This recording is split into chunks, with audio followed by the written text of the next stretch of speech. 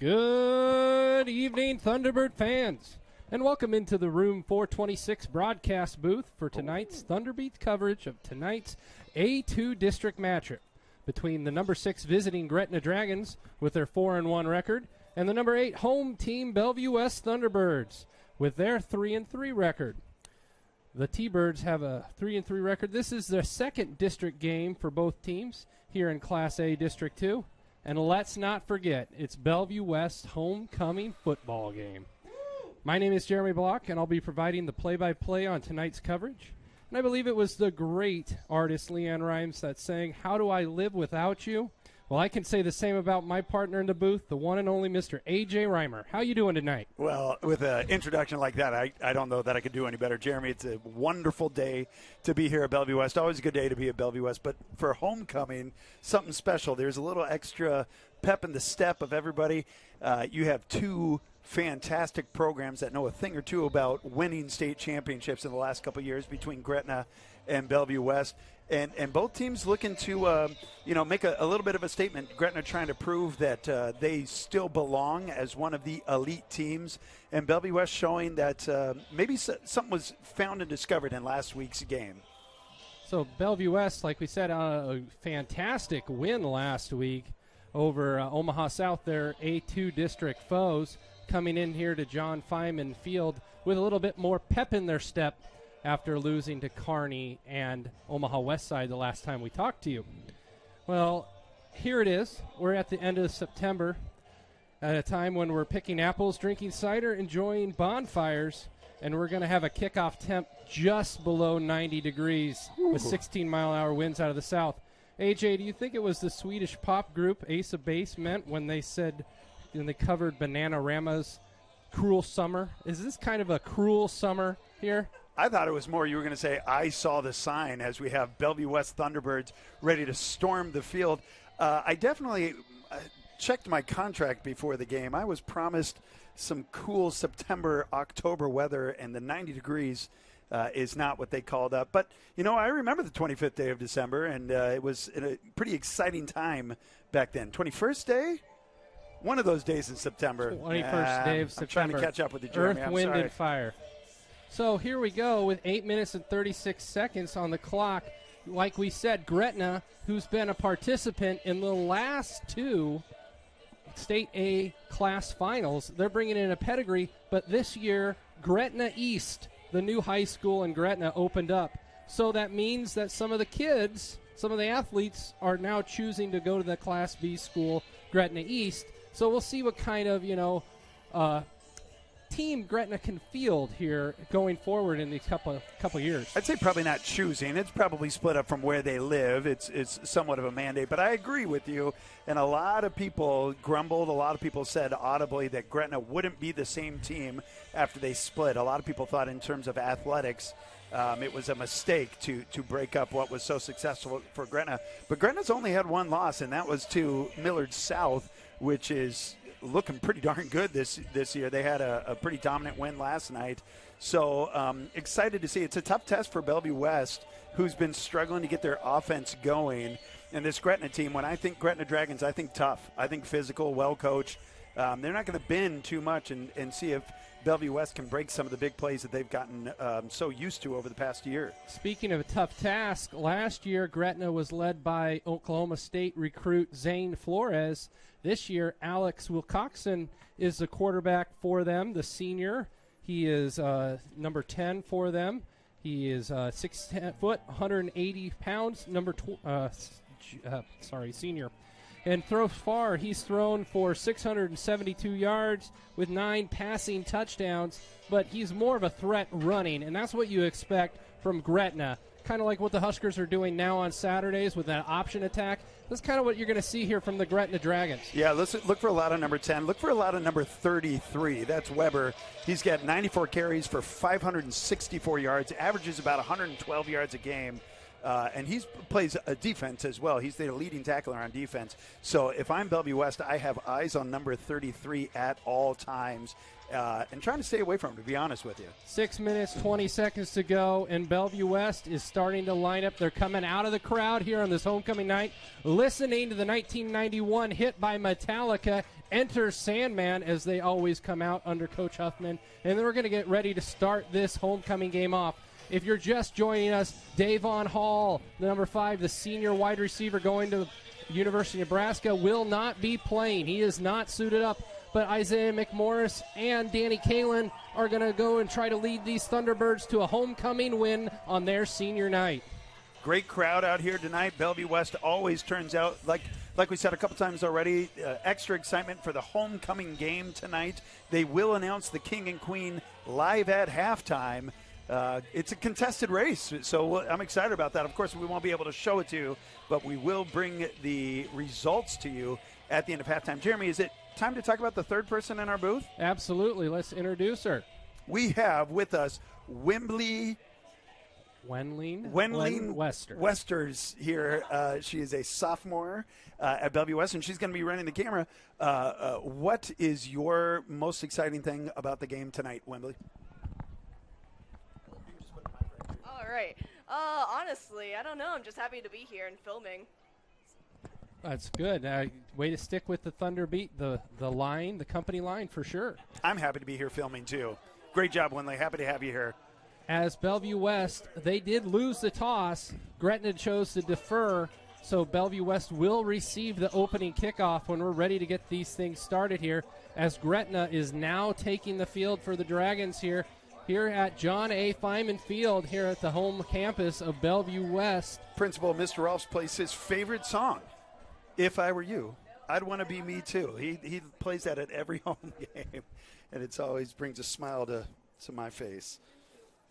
As Bellevue West, they're looking to get off the snide, because through the A2 district, you think of Gretna, you think of Bellevue West. When it comes to it, if you're going to get that state playoff bid and you want to win your district, these are the two teams that are going to match up for that division title. Yeah, Bellevue West has had a very, very difficult starting season of play. They've played 6 games already. Like we said, they're 3-3, but it's not like the losses have come against weak teams. It's all high-quality opponents. And if you look at the common teams that Gretna and Bellevue West have played, they have similar stats. So it's going to be interesting to see what they do today. But if Bellevue West is able to come away with a victory today, the next couple games look a little bit more manageable, and West is hoping to kind of ride a bit of a hot streak here. Bellevue West is 3 minutes here to go until the kickoff of this game. And it kind of feels a little bit different here tonight. It feels kind of more mellow. I don't know. There's not so much pregame excitement that I'm used to seeing here at Feynman Field. I think that's probably on purpose. You know, at the first couple of games, there was so much hype.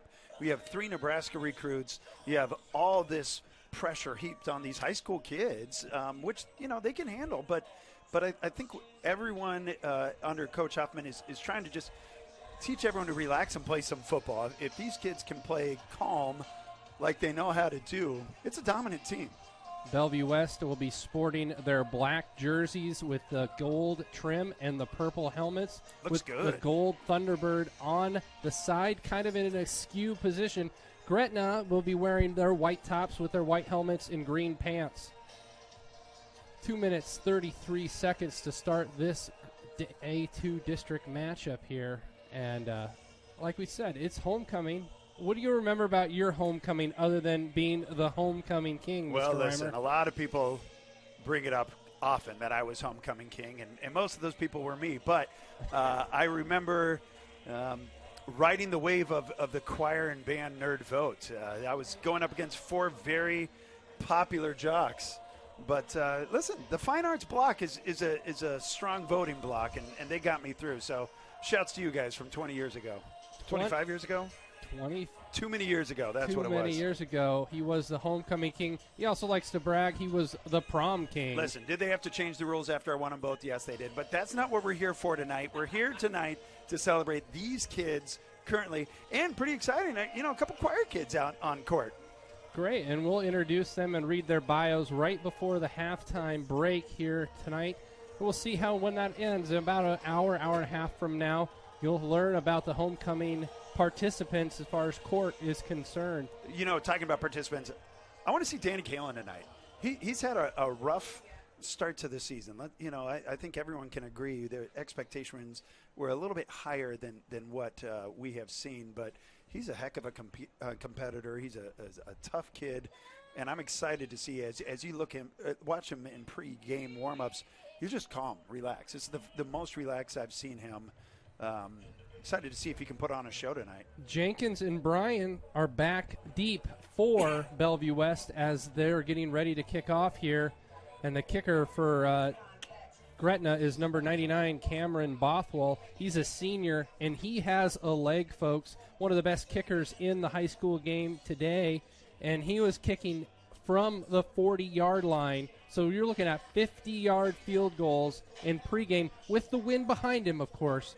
But still, he has a powerful leg, and the ball explodes off his foot. And he wasn't barely making them. He was making them comfortably. He could have backed up another 5 yards at least. He's a weapon that will be utilized for sure tonight. So here we go as we're getting ready to kick off this game. And,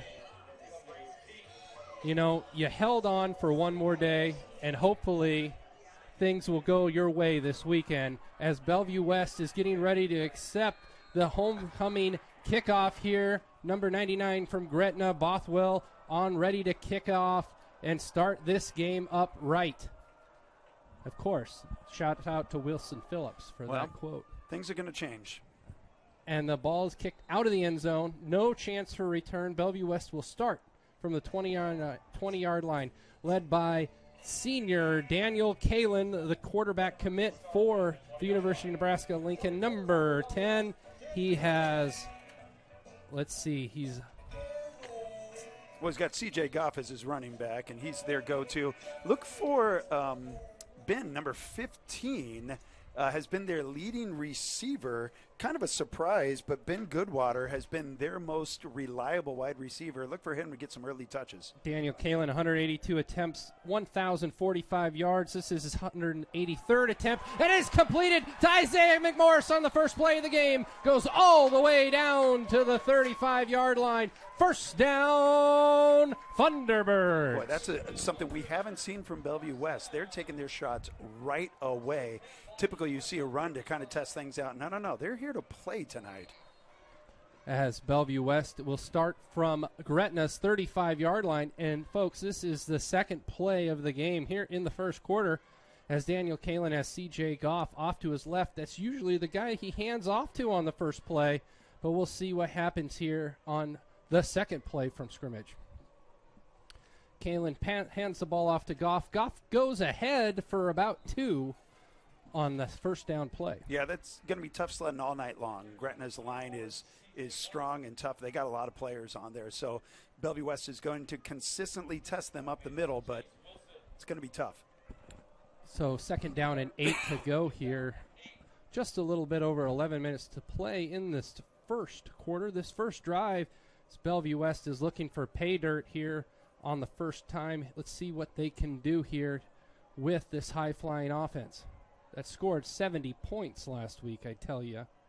As Kalen hands off the ball to Mr. Goff, and Goff is hit in the backfield for a 4-yard loss. Yeah, number 3, Weber. Like I said, you're going to hear his name all night long. Their leading rusher and their leading tackler. That was textbook definition wrap up.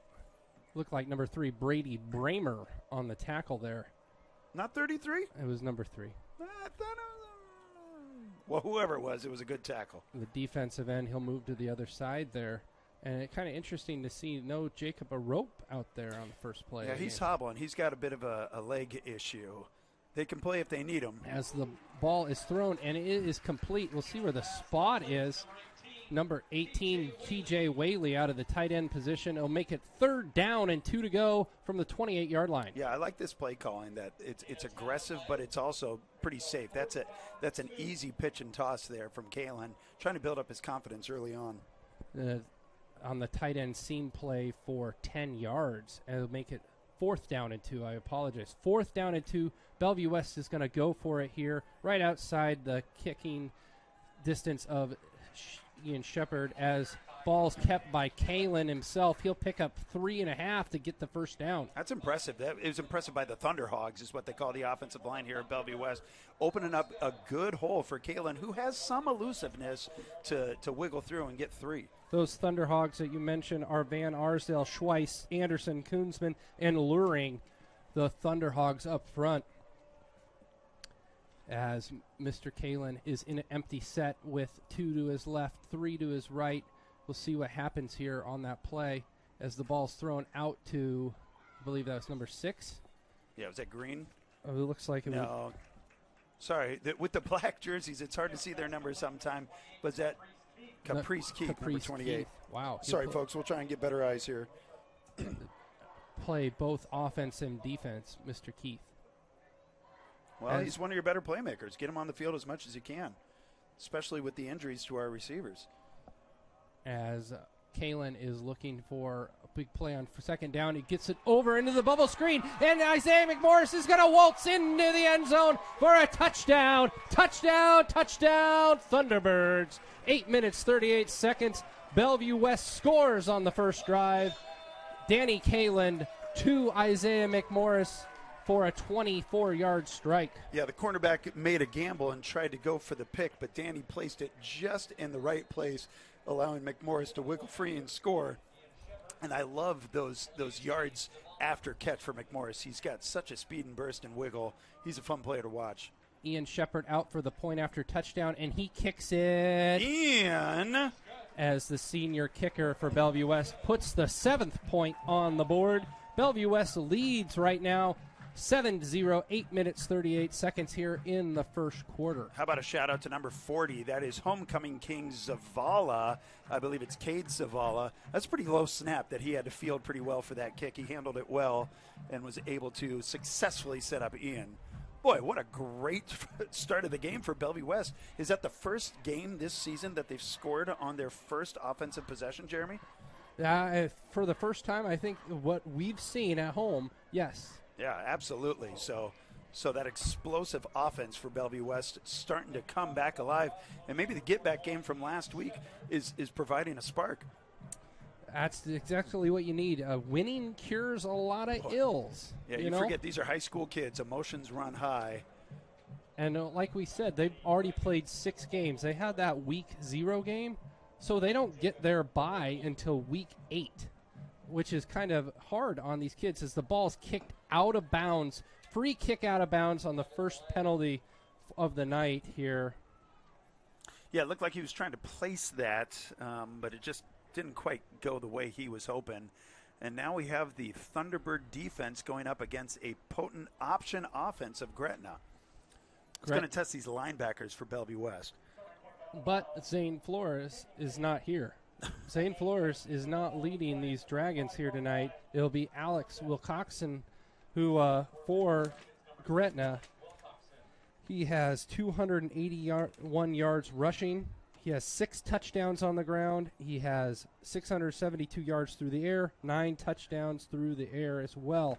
So Wilcoxon is leading this offense here for the Dragons as the ball is handed off to number 33. Number 33 is Isaiah Weber. Yeah, and Caprice Keith there with the rundown tackle. That's an awful lot of running for about a 2.5, 3-yard gain. First drive for Gretna starts at the 35-yard line after the free kick out of bounds penalty. They get 4 yards on their first down play through Weber. As Wilcoxon's ready to receive the snap, he hands it off to Weber. Weber's hit immediately, but he'll get about 1-2 yards they'll give him. Yeah, that's third down at 4. Yeah, that's a tough run. Met right at the line of scrimmage when it was able to push his guy back. And now here's a pretty big third down here for Bellevue West. Let's see if the crowd can. Nope, not getting too excited yet. That's okay. Dudois and Jesus were in on the tackle there. I love watching Dudois play. As Wilcoxon on his first third down time, and Bellevue West will jump off sides and give them the first down of the night for Gretna. Yeah, you don't want to help Gretna out at all. Their offense is doing just fine, thank you, without any extra assistance from Bellevue West.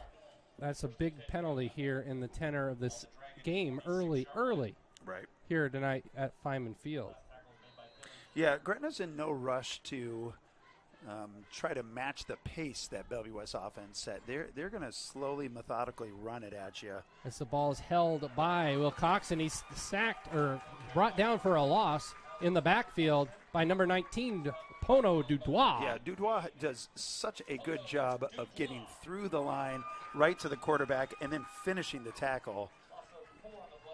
Loss of 4. Loss of 4 makes it 2nd down and 13 to go here for the Dragons after they picked up the 1st down via the penalty. As Will Coxon's ready, as there's press coverage, and it looks like Bellevue West is going to get another encroachment. He got back behind the line of scrimmage. Oh, that's a tough penalty. Tough penalty by Asher Jenkins. Yeah, right there. defense from Bellevue West is aggressive right now, which you want to see. That's questionable. He did get a jump, but was able to get back in the line, didn't force anything. I didn't see anybody on the offensive line of Gretna move to cause the offside penalty. They were not close. And if you look here, it looks like just watch the line of scrimmage. 2nd down from the 48-yard line of Gretna here on their first drive, as his first pass will be thrown incomplete in the direction of number one, Will Weber. Yeah, Bellevue West really likes their safeties and defensive backs. Those 2 DBs are pretty young, but they've had a lot of season already. They think their experience and the athleticism of both of them are pretty darn good players. 3rd down and 8 to go. We'll see what Gretna does here on their second 3rd down opportunity. First one never really happened because there was a penalty. So it doesn't really count towards their snap count as 3rd down conversions. First 3rd down conversion thrown incomplete. Great coverage there by number 7. Oh, and there's going to be a penalty. Unsportsmanlike from Bellevue West. Number 7. Yeah, Evans, it's the aggressive energy that you like. You just cannot stand over and taunt the way he did. And all you're doing is giving life to a Gretna team. That's 2 times for Bellevue West now that mistakes on defense. One, kind of silly. The second one, definitely silly. Just keeps the offense on the field for Gretna. So Bellevue West defended the 3rd down play. So Gretna earns the 1st down after the play was over. So that's 2 first downs on this same drive given to Gretna and the Dragons by penalty. Will Coxon will take the ball from the 37-yard line after the 15-yard penalty for unsportsmanlike conduct. Hand the ball off to Weber, and Weber goes ahead for 4. Yeah, it's a good run by Weber. They're going to have success up the center of Bellevue West, and not always, but those options will be there throughout the night. And you know who was in on the tackle, Mr. Reimer? Pono Dudois, that kid. He's a baller. We call his name all the time, playing from that left defensive ends position for Bellevue West. New to Bellevue West this year, but an exciting player as a junior. As a junior, he came over from a town in Arizona as the fake worked out, and Dudois hit Weber, but Will Coxon had the ball, and he still stopped for a loss on the play. Yeah, interesting. Will Coxon had some – it was almost like he was trying to sell the fake so well. He slowed his run. Looked like there was a bigger hole for them on the edge, but Bellevue West able to close down. Linebacker number 35, Jesus, on the tackle. Be 3rd down and 9 to go. This will be the second official 3rd down play that we'll see what happens here. The referees need to talk together about something. It's not very often you have 2 stops on 3rd down and still keep the offensive on the field. What's going on here, Jeremy? Talking to the coach about something. I'm thinking they're trying to keep everybody off the sideline there.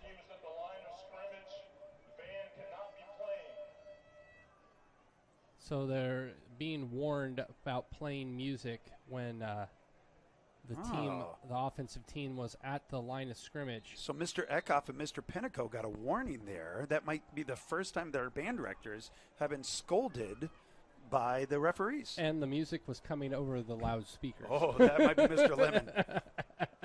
So as the ball is snapped back to Will Coxon, he's going to go throw. He's got a throw on the run. It is incomplete. Bellevue West, no penalty flags, no yellow flags out there. And it looks like they're going to have to bring on the punt team.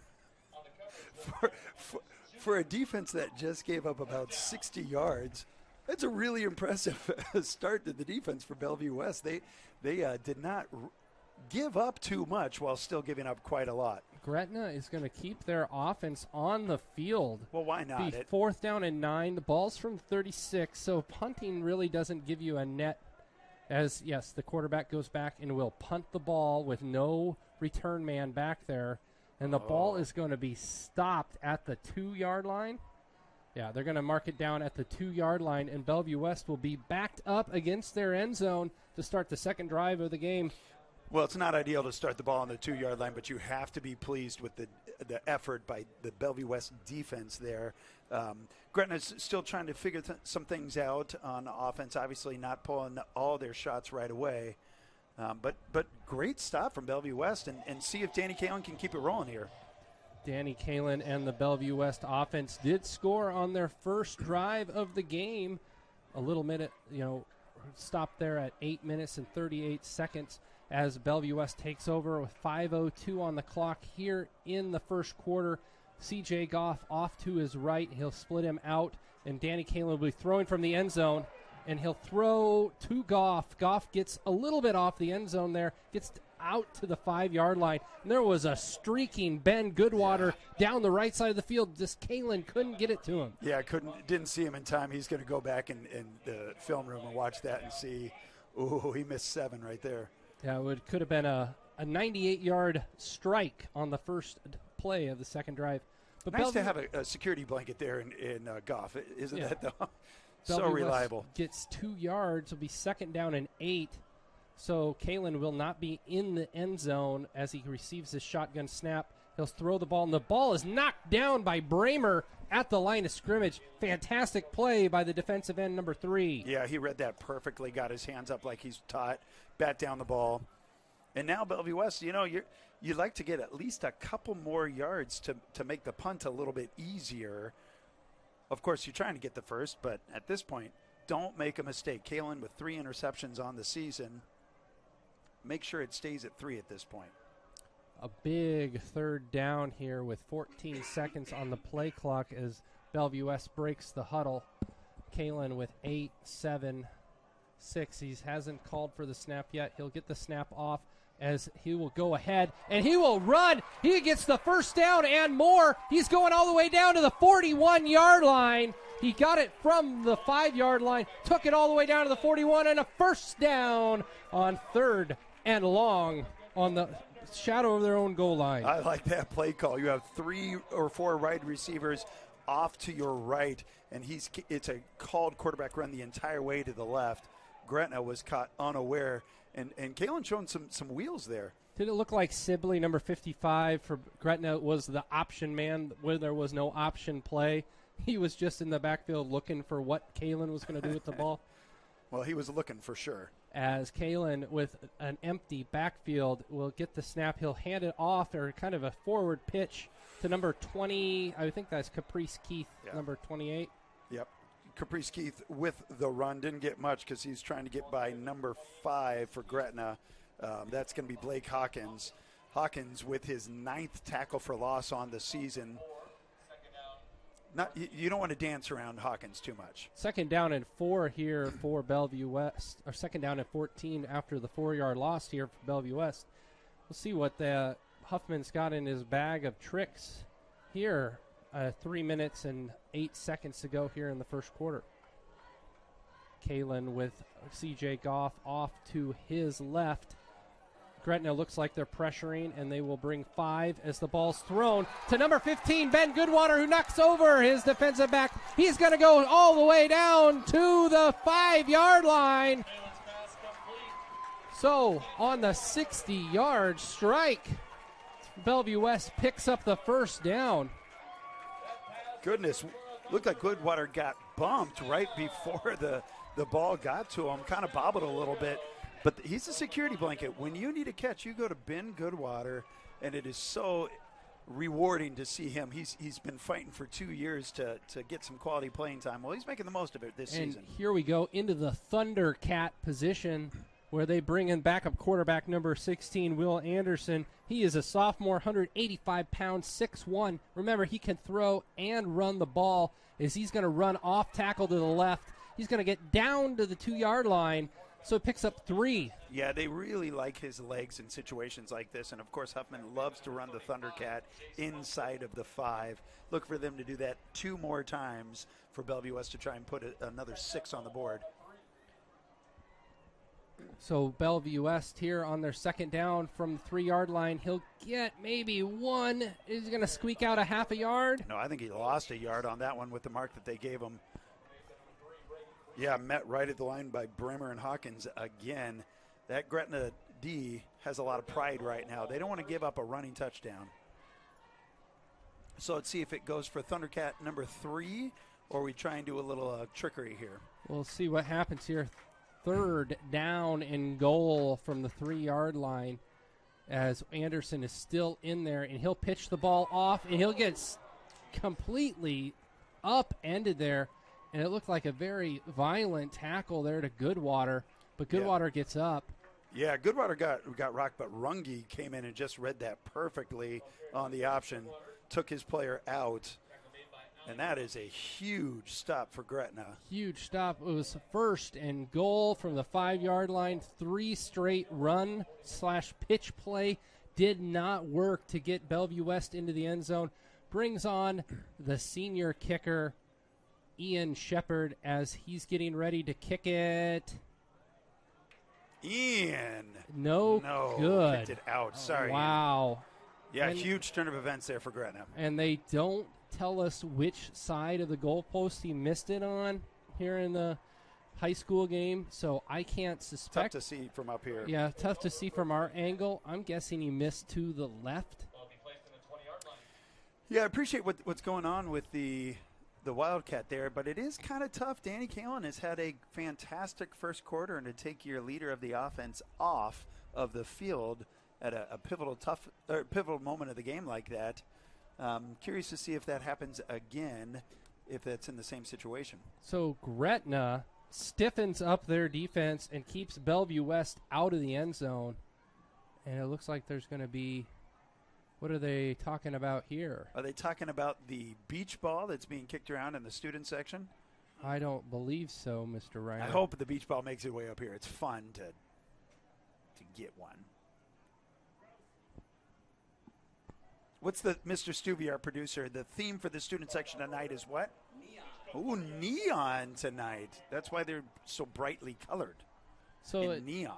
That is what the he misunderstood. The Flock squad with their neon night tonight, as they ask for 38 seconds on the clock. So there'll be 38 seconds here to go in the first quarter. Bellevue West is up 7-0 as Will Coxon keeps the ball himself. He goes off to the right side. He'll get about a 20-yard gain on first down. Yeah, just an excellent fake. It seems like Bellevue West is going to key on the running back every time, which is going to allow Will Coxon to get some freedom. So Will Coxon picks up the first down, and he will start here from the 35-yard line. An earned first down by Gretna there. Yeah, it wasn't given to them by penalty, as they had a couple of those gifted to them. A fumble. There's a fumble, and the ball is down. It'll be marked down, so Weber will get recovery for a fumble, but also get the loss of yardage on that play. It looked like a decent snap. It looked like Will Coxon was just got his eyes off of it, didn't receive it cleanly. Unfortunately, as a Nebraska fan, that's something we've seen recently. As Will Coxon's getting ready here on the big second down and 15. The way Gretna's offense has worked here tonight, it's kind of been boom or bust, so they better pick up about 7-8 yards. And it looks like there's going to be I think the quarter ran out. See the clock there, or decided to not care about it, and that's the end of quarter number 1. At the end of first quarter, Bellevue West 7, Gretna nothing. And let's get a timeout read in here. If I can find my read sheet here.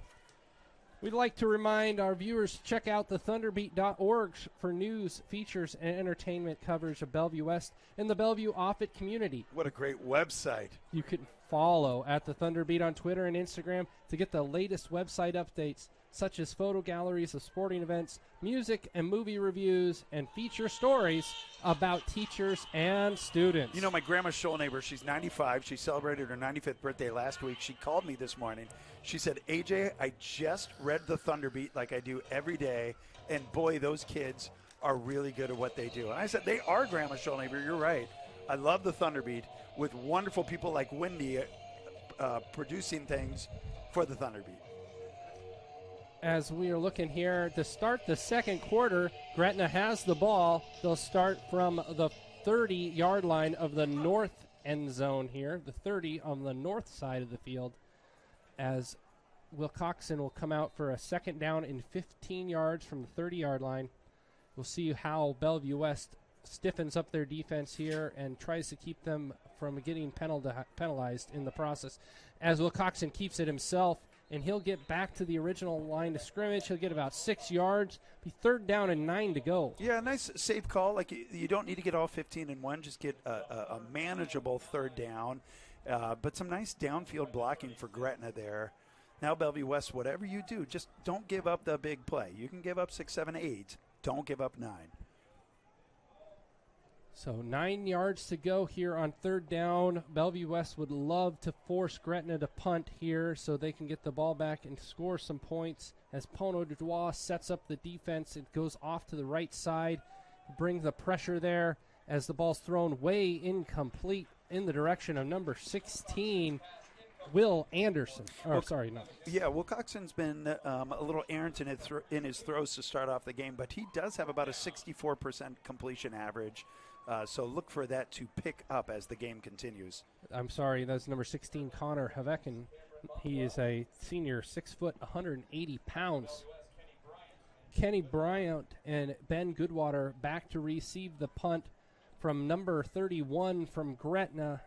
Number 31, Justin Barnes, I believe, is the punter.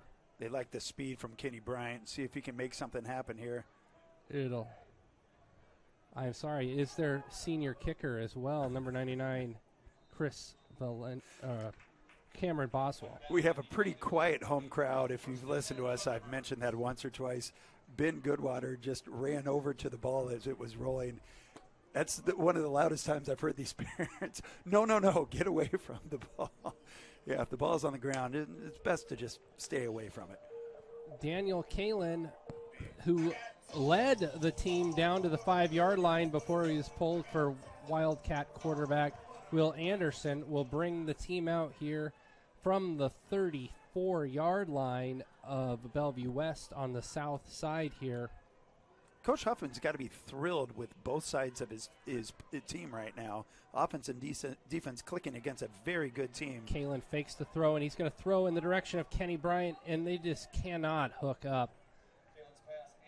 Bryant was open, and I don't know if the ball was going to get there. Jermaine Green. Yeah, Jermaine Green trying to get the ball. Yeah, it looked like he just couldn't get the curl in. It looked like a good thrown ball, but couldn't quite make the adjustment there by Green.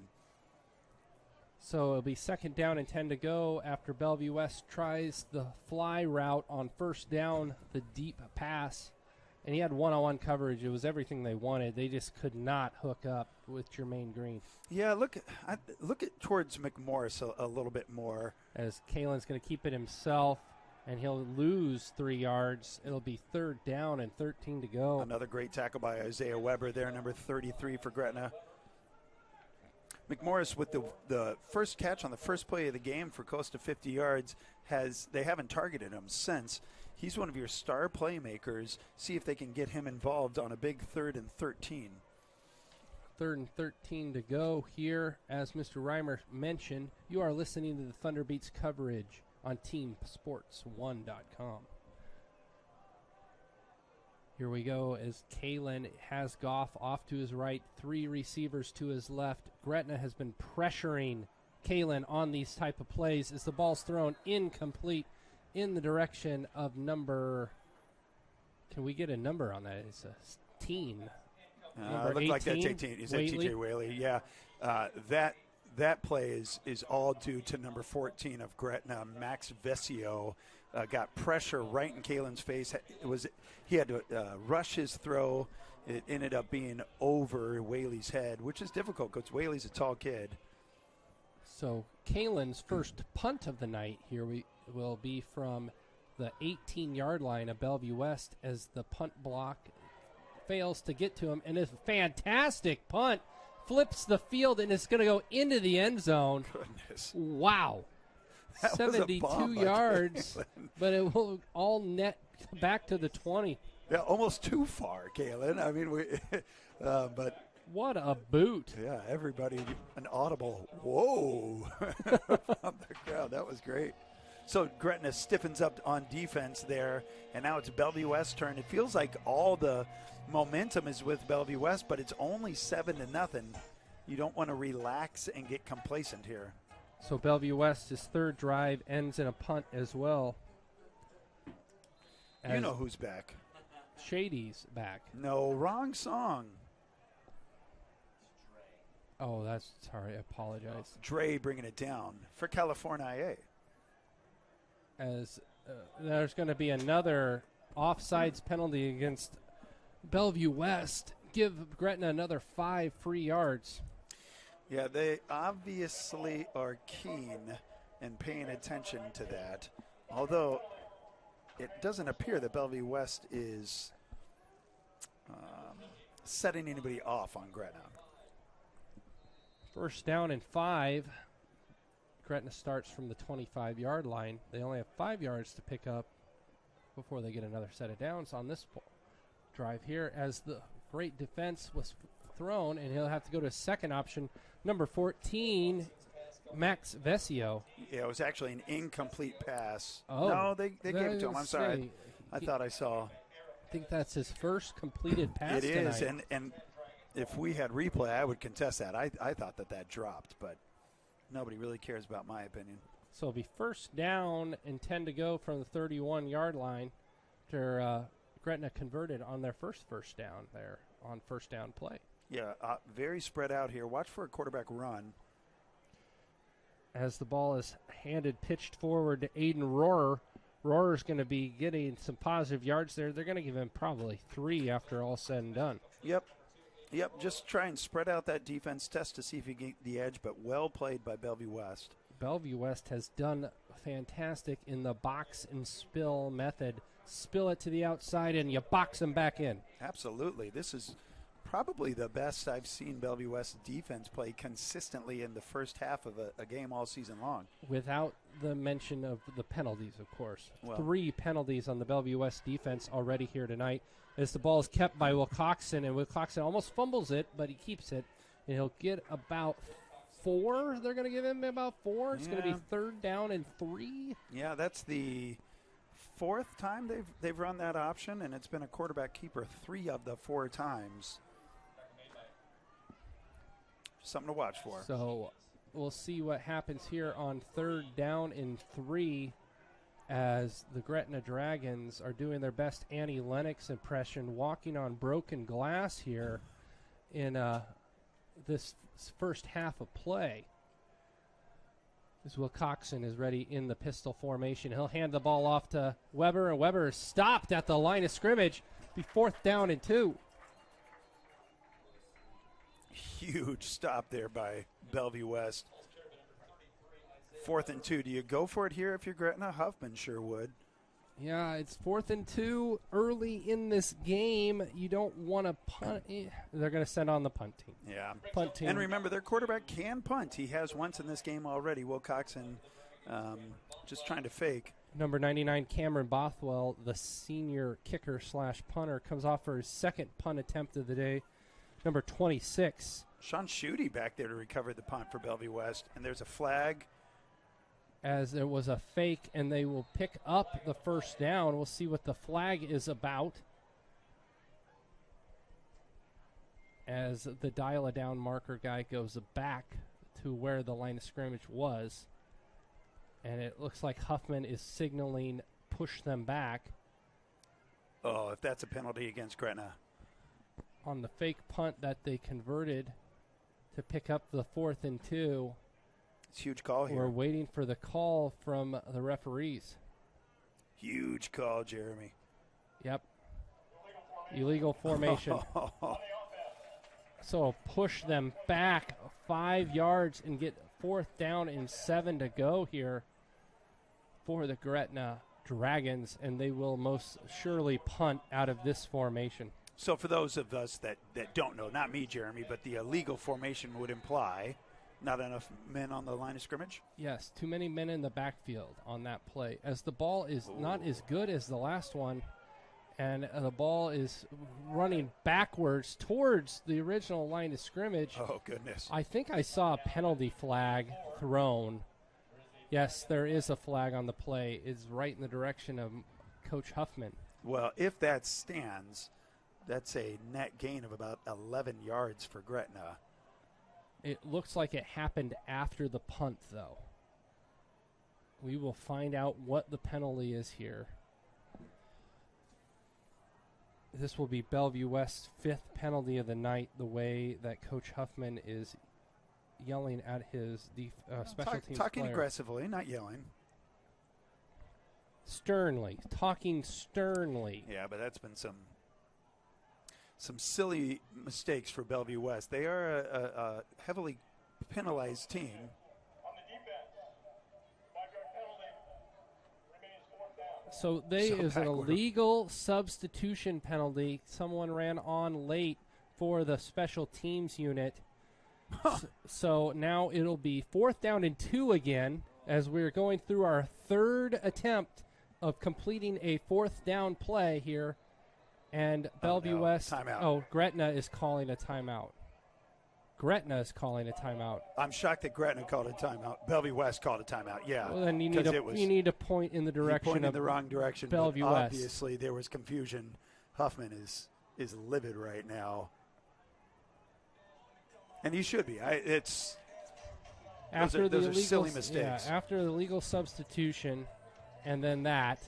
So Bellevue West calls a timeout. We have a timeout read. What's Gretna doing well so far, Mr. Reimer? Well, they're weathering the storm. Bellevue West has had 2 completions of 50 yards or more. Your offense is not doing too much, and you're only down 7 about midway through the second quarter. Gretna likes to keep it close, and they are making this a close game. Very interesting to see what they're going to do on this 3rd 4th down play of the drive. So 4th down and 2 after Bellevue West failed to stop a fake punt on 4th and 2. And there's still nobody back to receive. And then there was a penalty, pushes them back to 4th and 7. Pushes Gretna back to 4th and 7. Then there was a legal substitution play, so puts it back to 4th and 2. And Bellevue West is going to let that punt fall as the ball is bouncing backwards. So it'll go out at the 41 or so yard line. Goodness, what an odd 3 plays in a row. Still not a tremendous punt, but it is better field possession for Gretna. Bellevue West, though, with the ball on the 40-yard line to start their 3rd offensive series. So it's like a field change of 20 yards Not after much. that play. Not much. As Bellevue West will get fantastic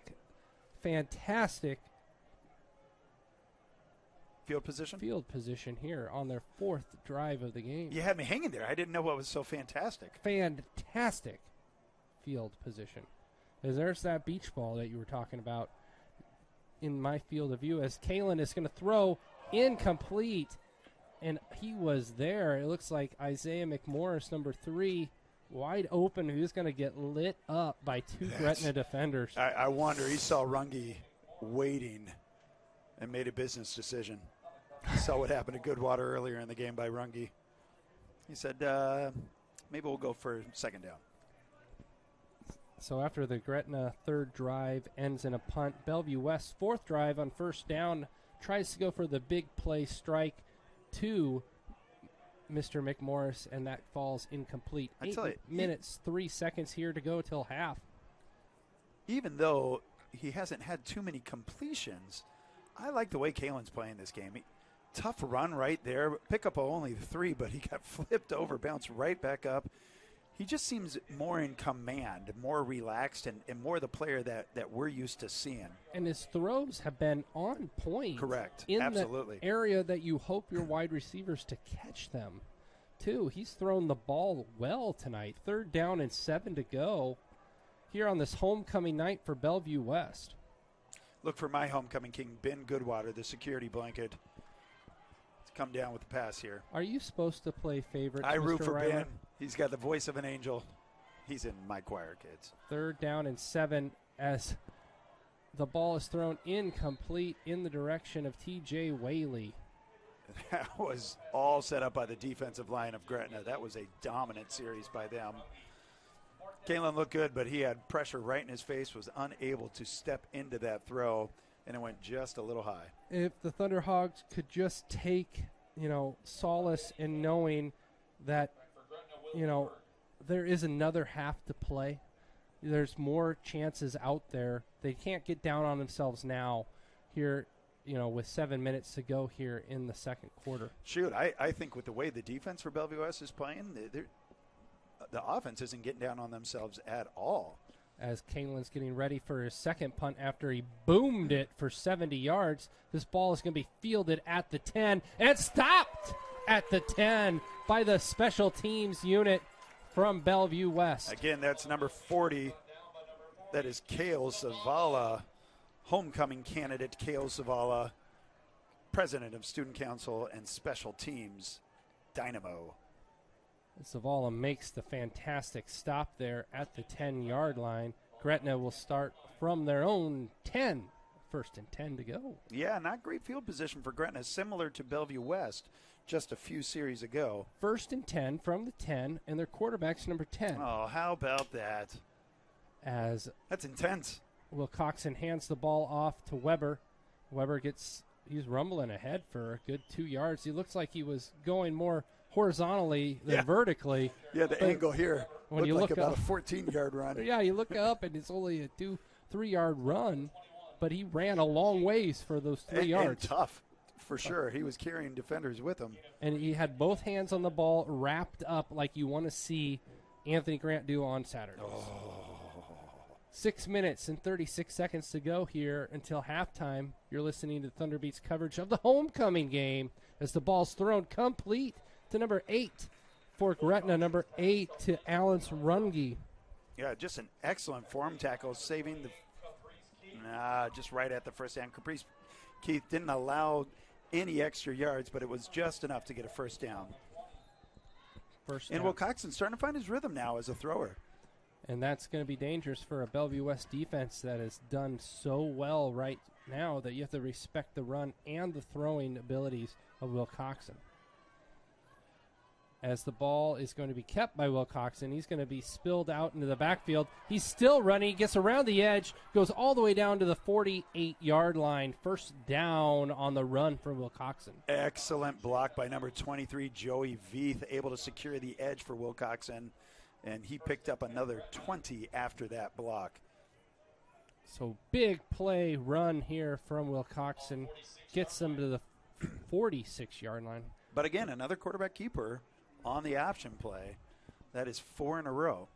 But Gretna is prolific about the option play. They used to have Zane Flores before he went off to Oklahoma State, and that is the kind of offense they still run with Will Coxon in there. So the ball is handed off to Weber, and he'll go for a 1st down here. This rushing attack is starting to get going here for Gretna. Yeah, because all of a sudden now there's a little bit of doubt, right? You don't know where they're going to go. You don't know who's going to take it.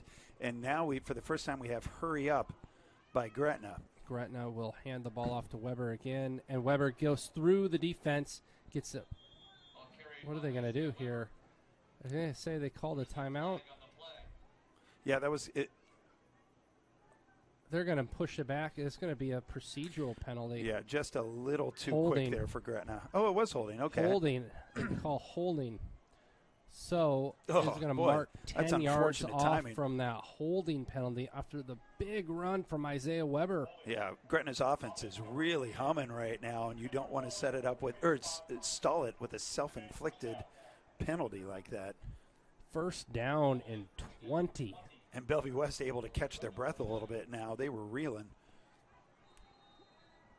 So first down, 20 to go from their own 49-yard line. So not across the 50 on this first down play, as they'll hand the ball off to Weber, and Weber gets everything back, and he still picks up the first down. 23-yard run on that first down play. And look, Gretna's ready to go again. Hurry up. They're saying, get to the line. Let's pounce. As the play, ready for play has started. It's the chain gang gets going over there as they hand the ball off to Weber. Weber's still on his feet. He gets a first down and picks up 12 on that first down run. Yeah, this is a dominant series by Weber. He is running with confidence. He is breaking through tackles, and he's taking a breather right now, going off. Weber goes off, brings on number 2, Aiden Rohrer in the backfield, a wide receiver / running back, and they're going to split him out. So Will Coxon will have an empty backfield with 3 wide receivers to his right, spread out. 2 with Rohrer now in the backfield to his left. He'll hand the ball and keep it. Will Coxon will go meet on the head into the defender right there at the 2-yard line. Yeah, they like running quarterback run off of that trips to the side. And that's just an easy first down. Holes are huge right now. Gretna running with confidence.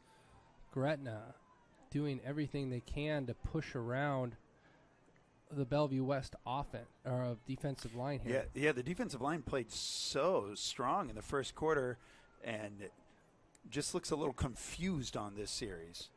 As Will Coxon has a offset eye to him, and Isaiah Weber will get in for the touchdown for Gretna.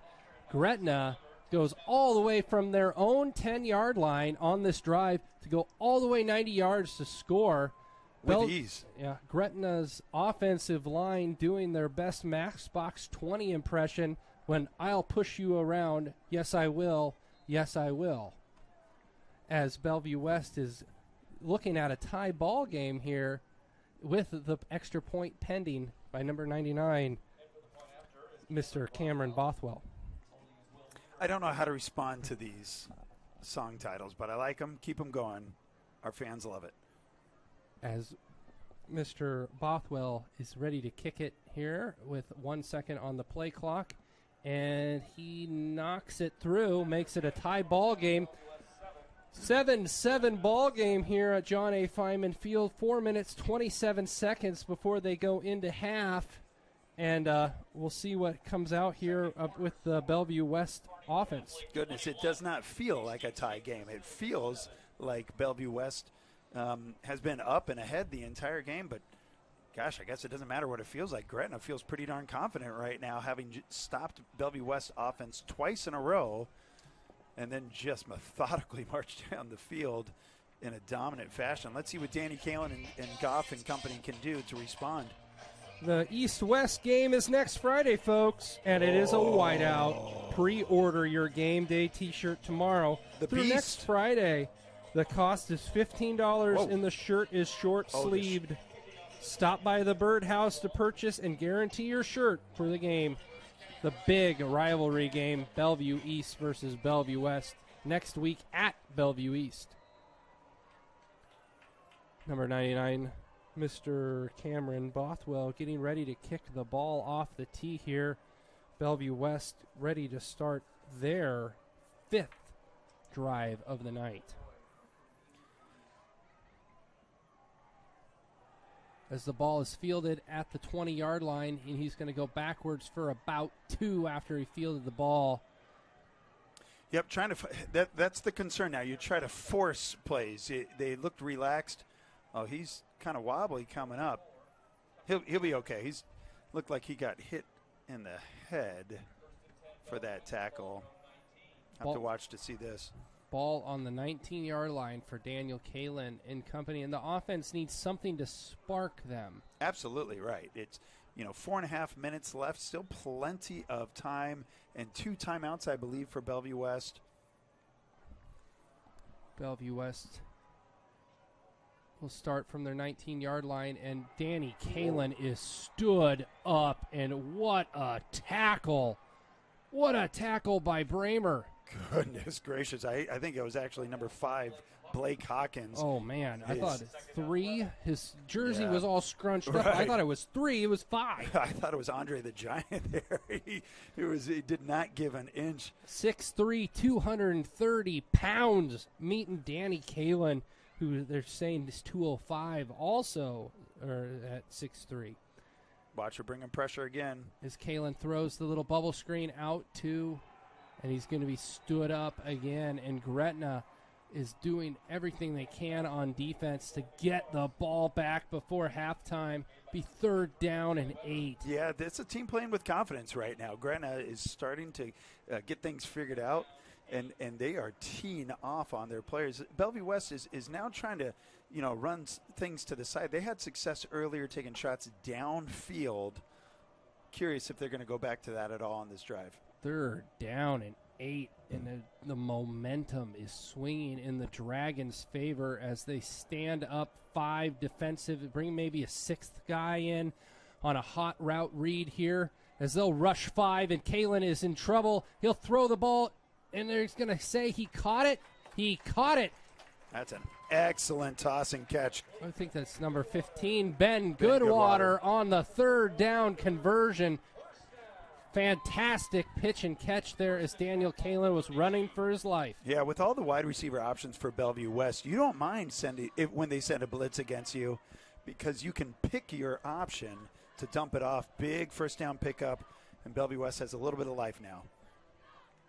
And here we go, Daniel Kalin, 1st down and 10 from the 32, as he's going to pitch the ball over here backwards behind him, and Isaiah McMorris moving laterally through. The defense picks up 9. Good. Get the ball in his hands more. He's so shifty and elusive.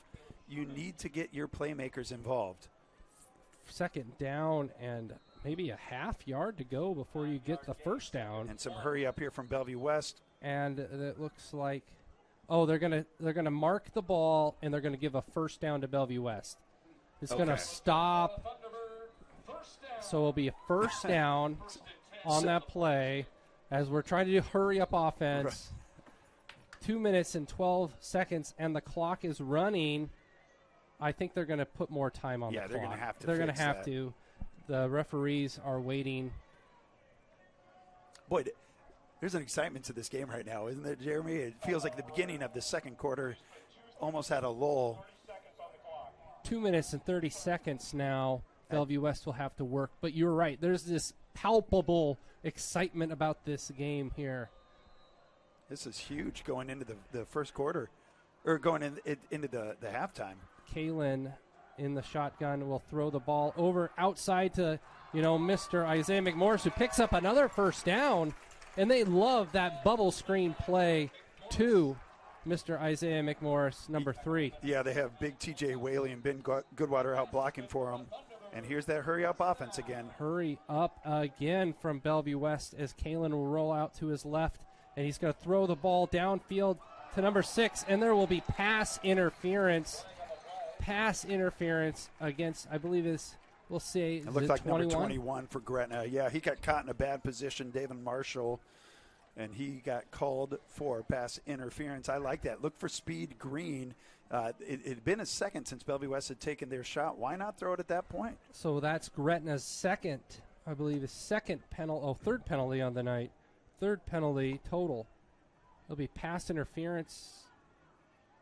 It certainly has to be against Gretna. Yes. It has to be. Okay, they're marking it. It looked like they were pushing the ball back here, folks, but now they're going 15 yards down the field. Number 21, Devon Marshall, did not allow now you go back Green to that, get to the ball. That goal line stand there for Gretna. This could be Bellevue West trying to go up 21-7, but now it's a tie game, trying to get something on the board. 2:05 as the ball's handed off to C.J. Goff. C.J. Goff gets about 5 because you also want to not give Gretna any time to really move their offense down the field. They move methodically, but you still don't want to give them a shot. Absolutely not. And C.J. Goff dragging number 73, Braden Jacobson. He's a tough guy to drag, 280 pounds. Tough run by It's Goff. nice to see Goff again. We haven't called Goff's name for a couple series. He's been pretty quiet. He's been in pass pro as Daniel Kalin's going to have to throw the ball out of bounds, and there was an in the direction of a receiver, and they're going to try He's to trying to figure it out. He's throwing it. And they're going to throw a, yeah. Yep. It's Yeah, gonna be that's the right call, grounding. and Kalen knew. But he just had no time. The offensive line for Bellevue West needs to give him more than what he got on that one. They're sending so many rushers after Kalen, the Thunderhawks can't pick him up. 1 minute, 29 seconds, and it's after the intentional grounding play, plus that ends the down. You get the penalty, and the down is forfeited. So it'll be second down in a long, wow. And a mile. I guess they're marking that off, right? I would assume so. I think maybe we also missed a personal foul, perhaps. I don't know. It was just a bad play as Bellevue West throws the ball to Ben Goodwater. Ben Goodwater gets a fantastic gain there. Well, he gave him a shot now. It's now 4th and 7, 4th and 8, and they're going for it. 4th and... Is it 4th? Yeah, 4th down. As the ball is thrown incomplete to Goodwater. There'll be a turnover on downs. That was 4th and 8, and they went for it. It was in Ben Goodwater's hands. Kalen threw the ball where it needed to be to lead him down the field. It looked like he had blockers, just an uncharacteristic drop for Goodwater. I don't know why you rushed that play on 4th and 7. Just seemed like, a play was... Of that gravitas, maybe take a breath. So here it is, first down. Gretna will have 1 minute and 6 seconds to go here until halftime as they are looking to throw the ball downfield.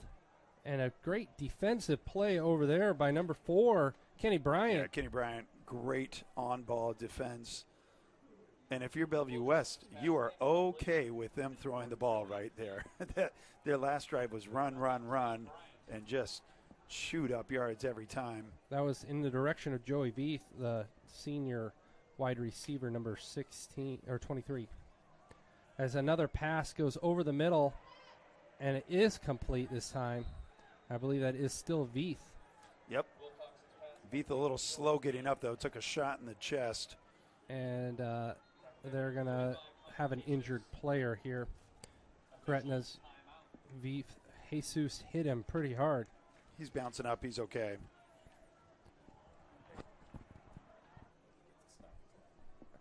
.53 seconds here to go. Gretna does have 3 timeouts left, so it's not going to be one of those situations where they're trying to stop the clock, preserve a timeout. Now Gretna is taking a timeout. Gretna's taking a timeout, and let's ask Mr. Reimer, what's Bellevue West doing so far that's so good? You got to be happy with a lot of things Bellevue West is doing. If you take the last offensive series for Gretna and throw it out, the defense has been nothing else but dominant. Offense is finally clicking. Playmakers are kind of making some noise. And Bellevue West offense is chewing up yards, just struggling to put points on the board. But starting to get a little bit of that swagger back from Bellevue West that has been missing all season long. So here we have a first down and 10 to go. 46 seconds left to go in the first half. You're listening to the Thunderbeats coverage of the homecoming game, the 2023 homecoming game against Gretna in this A2 district matchup here. Both teams in the A2 district are 1-0. One of these teams is going to have their second win in district, kind of put a stranglehold on this A2 district to try to get to state. Definitely allows you to breathe a little easier going forward. As Will Coxon throws the ball in and out of the hands of Weber. He about punched it 3 times trying to catch that ball. Yeah, that's a tough drop. He'll want that one back for sure because it's a first down and then some. Looked like the West defender was going for a pick there, misjudged it. Weber wide open. Just dropped the ball. Looked like an A.J. Reimer catch. Uncharacteristic. 41 seconds to go here till halftime. 2nd down and 10. Gretna starting here from the 45-yard line as the pressure's coming, and Weber does catch it this time. It's going to take 3, 4, 5 defenders from Bellevue West to bring him down. Yeah, but if you're Bellevue West, you're great with that. Gretna only picks up 1 yard and forces them to burn a timeout, which they take with 31 seconds left on the clock. So let's have some shout-outs here to Bellevue West Fall sports participants. Cara Muller. Oh, man, do you know what she does? She is a cross-country fiend. She runs real fast. It's Kara, Sorry, Cara Muller. I apologize. Cara Muller. We care. Preps running nerds. Top 10 this week. And number 6, Aubrey White on the softball team. Let's go, Aubrey. She got her 100th strikeout. Madison Emery, the Class A assist leader in volleyball. You kidding me? Tanner Hosick got his 100th career win. Jeez. And do you know when he got his 100th win? It was in a golden match, if I'm using the correct words correctly. The opponent didn't get a single point against him. Wow. And Aspen Glotfelty medaled at the Roncalli Golf Tournament this week. Shouts to you guys. Great job from Bellevue West participants across all sports. We care about more than just the football team here at the Thunderbeat. We want to cover it all. I was in attendance for Aubrey White's 100th strikeout. It was pretty awesome. She's a heck of a pitcher. 3rd down and 8 to go. Bellevue West hoping to get the ball back with a little bit of time here to do one more chance at offense as Will Coxon's going to keep it himself. He'll pick up the 1st down. And got out of bounds. Scrambled. Yep, he got out of bounds. So it'll be 23 seconds to go with a new set of downs. Now's a good time to remind you, Jeremy, of the kicker advantage that Gretna has. We watched them routinely nail 50-yard liners or 50-yarders. They're going to potentially get him 10 more yards before he's going to have a shot here. And the wind has calmed down here as the sun has gone down here at Feynman Field. We're having gusts in pregame, about 16 miles an hour. So the ball's being thrown incomplete as there was some great defense played there by, I believe it was number 10. No, it probably can't not be. Number 10. Matos, sorry, number 11. Yeah, Matos. Excellent. Just read it. It was kind of a ball that was thrown up for grabs. Matos got in position to either make the catch or make sure the defender did not. Gretna stays alive here with another chance, so 16 seconds left, 2nd and 10. So in the battle of number 10 quarterbacks, of course, both quarterbacks wearing number 10, you have Will Coxon still trying to lead his Dragons on the field here for another score right here before halftime with 16 seconds. And it'll be 2nd down and 10. The ball will be completed to number 2. Number 2, Rohrer. He'll get out of bounds, too, as number 55's helmet came off for Gretna. That's great. You want to get about 5 more yards just for comfort on this kick. But here you go with 11 seconds. You can probably take one shot. Number 78, Trevor Boyle, checks in for number 55, Aaron Sibley, who lost his helmet on that play. See what the defense does to the new participant here for the offensive line. Yeah, Gretna still has 1 timeout, so they could run it here. They've had a lot of success. See if they can pick up that 5-10 yards on the ground. Call a quick timeout. If you're Bellevue West, you want to get them stopped before then. Will Coxon, is there almost a penalty in the backfield, and it looks like both it looked like Weber was moving forward at the time of the snap as Will Coxon avoids illegal shift. There was 2 players moving at the same time as 7 precious seconds run off the clock. Oh, wow. And now you're kicked back out of field goal range, I believe. That's a disastrous play for Gretna. Gretna looked like they were trying to run it with Weber on that play, set up a field goal opportunity with their timeout. Oh, goodness, 4 yards or 4 seconds on the clock. They probably don't have time. So let's see what happens. Illegal shift against Gretna. His mic is not turned on. Anybody good lip readers? Apologize. I would think that if you're Bellevue West, you decline the penalty, take the result of the play. And Absolutely, I agree. We still can't hear it as Gretna's going to have to take a timeout here with 4 seconds to go. I wish they'd explain to us what is happening during that timeout, but I'm sure we'll figure it out here in just a second. Jeremy, a reminder, during halftime, huge. It's the homecoming announcement for Bellevue West. 5 homecoming queen candidates, 5 homecoming king candidates. Hearts are pitter-pat right now. And we'll read their bios here on the Thunderbeat before we go to the halftime break. And we cannot show you the marching band due to copyright restrictions. Dreams are the unicorns of rainbows is their theme. Dreams are the unicorns and rainbows. And Something this is the first like that. time I think I've seen them in their full unicorn regalia. Well, it is something. As we get set up here, it looks like number 10 is on the field. 4 seconds left. 3 wide receivers out to his left, 1 wide receiver to his right. And it's not like Bellevue West is playing a prevent defense here. With 4 seconds left, there's no timeouts left for Gretna.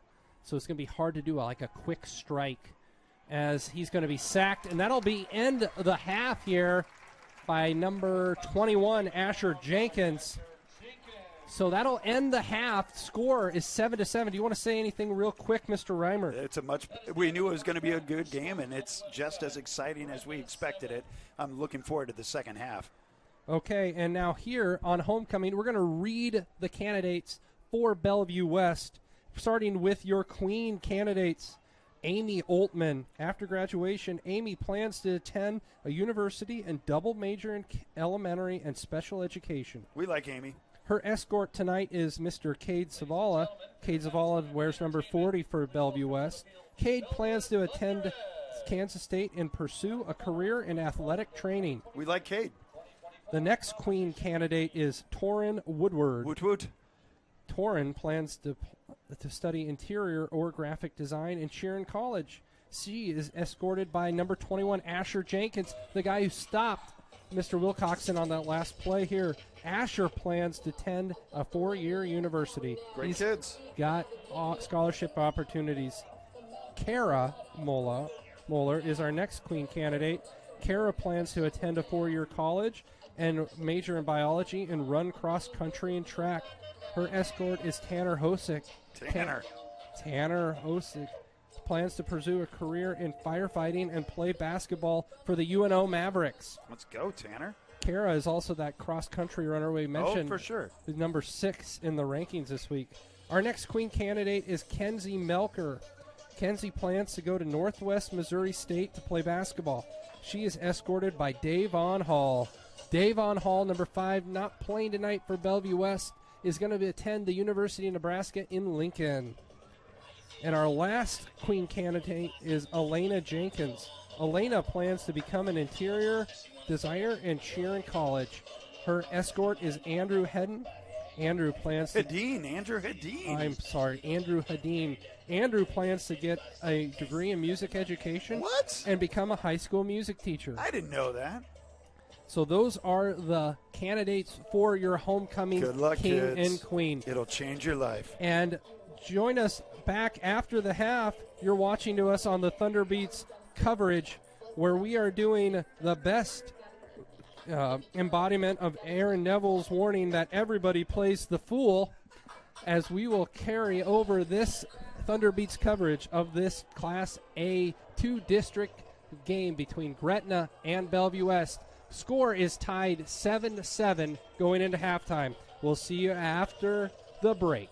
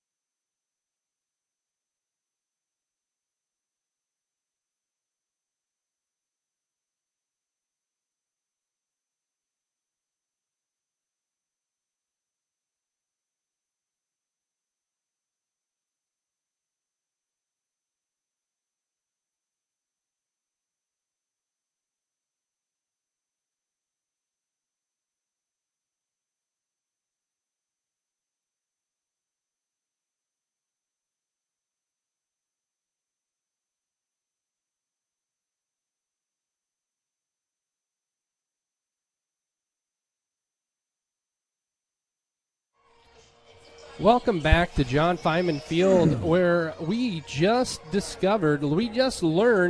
found out who the homecoming king and queen are. Tell me, Jeremy, I'm dying to know. 2023. Cade Savala is your homecoming king, number 40 for the football team, and Amy Oltman. A couple awesome kids, good representatives for Bellevue West. And as they say, they got it right on this one. So here we go with 1 minute and 24 seconds on the clock, and then we believe we get another 3 after that before we kick off this second half here with a 7-7 ball game. Gretna and Bellevue West in a slobber knocker right now. Shoot, this is a far more exciting game than, honestly, I expected it to be, especially the way the first quarter played out. It looked like it was all Bellevue West, but Gretna did just enough to hang in there and then really turn on the Jets at the end of the second quarter. So interesting to see what type of adjustments are being made at halftime, what type of inspirational speeches are going to kick these guys. And if I'm Bellevue West, I got to think you avoid all of those penalties. You got to think you're going to be okay in the second half.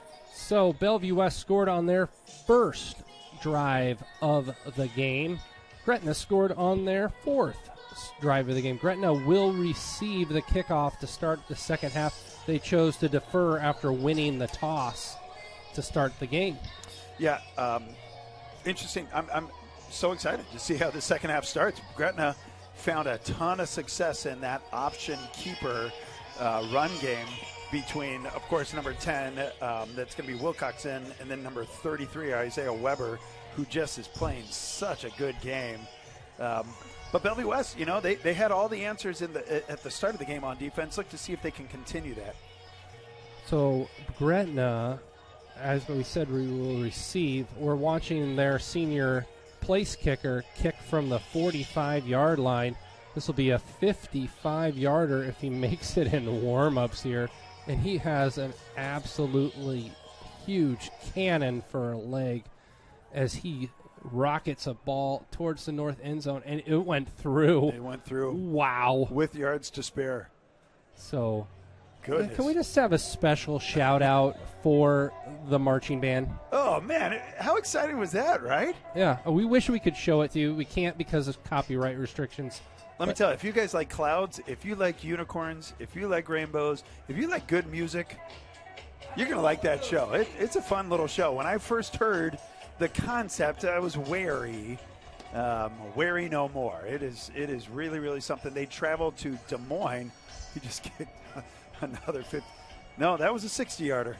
Put it through as we're watching him warm up here. Goodness, they traveled to Des Moines for BOA, a big competition tomorrow. What time do they have to get up? What time do you have to get up, Mr. Reimer? On a Saturday? I'm not getting up. To get your kids Not to quite. the bus. My kids drive themselves, so I get up when I get up, and I say, I hope they made it. So 1 minute 30 seconds here to go as we hear Can You Feel It by Michael Jackson, Ooh, big pop star in the 1990s. Yeah, glad to have him back. I didn't listen to a lot of Michael Jackson in 2022, but he's heavily back in my playlist. So we're back here, and we're referencing 90s song titles here tonight. You're referencing. It's kind of our unofficial nod to the 90s here. You could say 90s are back. All right. Nice. Thank you. As Mr. Stuvie is producing the night, and it's kind of a little zany here in the... Hey, it's always zany here with Mr. Stuvie. The 426 broadcast booth here, room 426, as he doesn't convert from the 65-yarder. 65-yard It falls right below the crossbar. And he's disappointed. Shoot, I thought I had it. Goodness. Fantastic leg from Cameron Bothwell. What grade is Cameron? He's a senior. Yeah, well. He should have schools calling him to come play for them. Yes, absolutely. And on this side, Bellevue West has a senior kicker of their own, number 41, Ian Shepard, who has kicked the ball off from the kickoff position one time already tonight, and he accidentally kicked it out of bounds.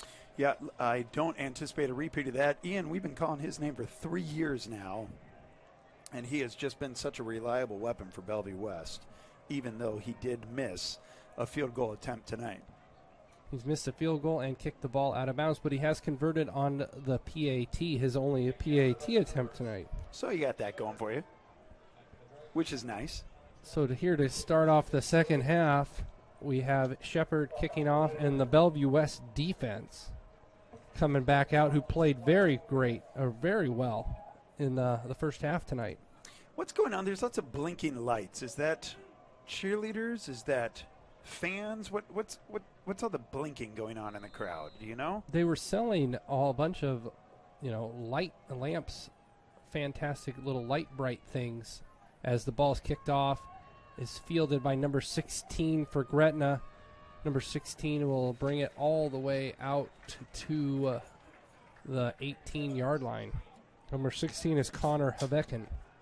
And it looks like the tackle's made by, it's so hard to see, but I believe it's number 35 from Bellevue West, Jesus. If that is him, boy, he tracked him down the entire way. That was excellent coverage. So start from the 19-yard line, and Gretna, who's had a little bit of life on offense the last couple drives, will start their first drive of the second half. Absolutely. They've figured out how to play against this defensive line of Bellevue West.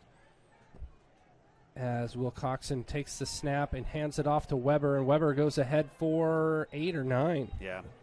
Yep, they're just going to ride the hot hand. Weber is running downhill with strength. And they're going off tackle. They're pulling in the defense of Bellevue West in, and they're going all the way around him. Yeah, remember on that option play, it was a quarterback keeper 5-6 times in a row. Well, now it's been all Weber. Will Coxon has not run it a lot by himself in the last couple plays. Weber's in the backfield again next to Will Coxon, as he will throw the ball over and almost into the hands of number 11 for Bellevue West, number 11, Juan Matos. Yeah, dangerous. It went right through the hands of Blake Hawkins. Looks like it was just a split second quicker than Hawkins was expecting. 3rd down and 3 to go, and what would Bellevue West like more than a quick 3 and out and get the ball back? Yeah, that would be absolutely outstanding. Those little plays kind of set you back, but if I'm Gretna, just hand the ball off to Weber. He's averaging 6-7 yards a carry of late. We'll see what they do here as he splits Weber out, and it's going to be a throwing, passing play, and he'll throw the ball over complete to number 5, Blake Hawkins, the tight end. Yep, gone to him 2 plays in a row. They kind of obviously have found something that they like in his size advantage against the linebackers of West. He is a very tall boy at 6'3", 230 pounds. He just posts up like he's in the post of a basketball player as the ball's handed off to Weber, and he'll get 2 or 3. Yeah, it looked like only 2. West did a good job of stringing him out, not allowing anything. Pono Dutois on the tackle. First time we're calling his name here in the second half. Yeah, I called his name a lot in the first quarter, and he was relatively quiet in the second. West would love to see him get more involved. As Will Coxon is ready here to receive the snap, he'll hand the ball. He'll keep it himself on the keeper. He'll go ahead, and he'll be tackled. He'll get about 4 or 5 yards on that play. Yep, it's almost a little tentative run there for him. Looked like he could have potentially gotten a couple yards more. But again, just trying to test out West, see what they're going to do here in this second half. Juan Matos on the tackle, number 11. And another 3rd down, 3rd and 4 this time. If West could get a stop, they could get decent field position. The play's being signaled into the Dragons offense, and Will Coxon will bring in Weber behind him there to his left. And the ball is going to be fake to Weber, thrown back to number 1, and a fantastic play behind the line of scrimmage by number 4, Kenny Bryant. That is what you need out of your playmakers. Kenny Bryant read that play the entire time, and Gretna was looking to have a block. Well, Bryant read it all the way. He was there as the ball was being received. Kenny Great Bryant coverage. Read that tunnel screen so well to the wide receiver, number 1, Will Weberg, and he was completed the catch. He was tackled immediately, like you said. Now, the punting game for Gretna has been a little lackluster. As the ball, it almost looked like it was tipped. And they're just going to let it go down to the 24-yard line. It's probably better than to risk it there. Yeah, absolutely. If it's dropping and rolling like that, whatever, you'll take the ball to the 24-yard line. Let your offense do work. Remember, they were having success early on with shots downfield, and McMorris is a playmaker that needs the ball in his hands. Look for him, look for Goodwater, and look for a little bit more life out of C.J. Goff here from Bellevue West. Love to see the running back get more involved. See what Daniel Kalin and company do on their first drive of the second half. Gretna was forced into a fourth down punt situation. Bellevue West is looking to try to increase and get a lead here early in the second half, and they'll hand the ball off to Goff, and he'll get back to the line of scrimmage. Yep, nothing going there. Gretna is playing aggressive at the line, sending an extra one or two rushers on that play. You like the option there for Bellevue West then to find one of their speedy receivers on one-on-one. Second down and 10 to go here. We'll see what Mike Huffman calls up. Like you said, Gretna is being very aggressive at the point of attack here, putting 5-6 guys in the box at all times and bringing blitzes from everywhere. As the ball's going to be thrown out high to number 28. Is that Caprice Keith? Yeah, looking at Caprice Keith, it looked like there were three defenders there for the one Caprice Keith. He's a heck of a player. I don't know if he's going to be able to evade three different tacklers. Third down and 10 to go. Love to get something going here first, some positive yards for Bellevue West instead of a quick 3 and out. So 3 and out possibility here for the first drive for Bellevue West, and we'll see. In these situations tonight, it seems like number 15, Ben Goodwater, has been the guy they've trusted going to. As Kalen's going to throw the ball in the direction of Ben Goodwater, and he can't come up with the play. It was about 10 yards ahead of him. Yeah, that's pretty impressive coverage from big Blake Hawkins. He's a defensive end tight end and was step for step with Ben. There is just, these teams are pretty evenly matched. Absolutely, yeah. So you just need one big play or one mistake. You like to think that 21 points is going to win this game. If you can score 2 touchdowns in this second half, you can almost guarantee a victory the way everybody's playing. And the play clock resets here. Gives Daniel Kalin a chance here. This is his third punt of the night. He also serves as a punter, as there's going to be a false start against Bellevue West. Yeah, Gretna was bringing the heat on that one. Perhaps West was fortuitous because Kalin had pressure in his face before the kick. So it'll be 4th down and 15 to go. Gretna looking up to have tremendous field position, but you remember the last 2 punts for Kalin have been boomers. Kalin is standing at his 6-yard line.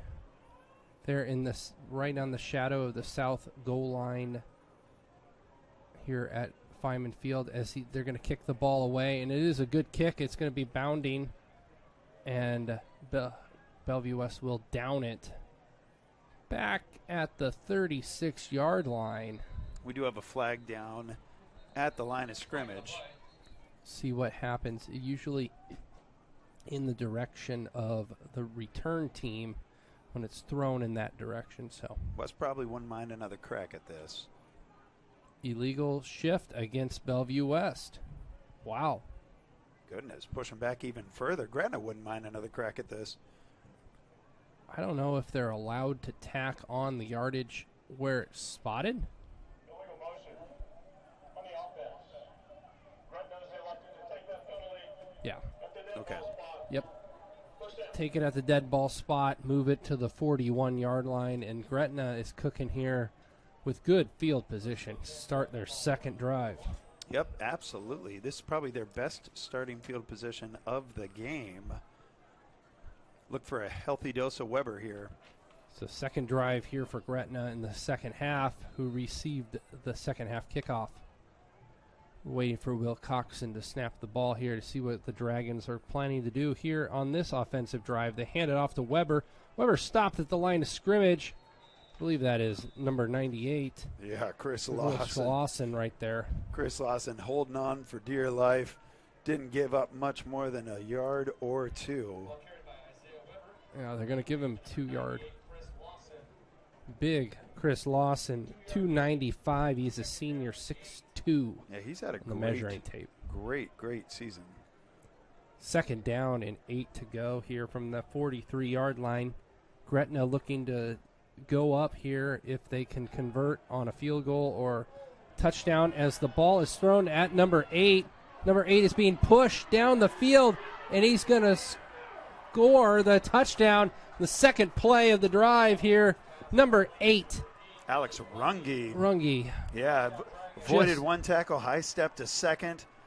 Just would not go down. Yeah, that's an excellent play call for Gretna. They found a soft spot in the zone for Bellevue West, and he went in, boy, almost untouched. You got to push in the back. Not enough to knock him down.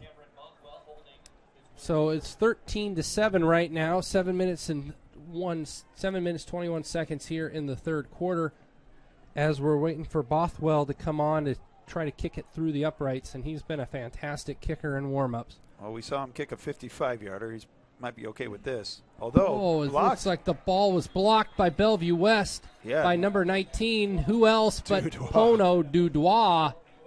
Boy, he got in there quick and with his length. Now that's a big Jeremy, point. That potentially could be a huge point with how hard it's been to come by in this game.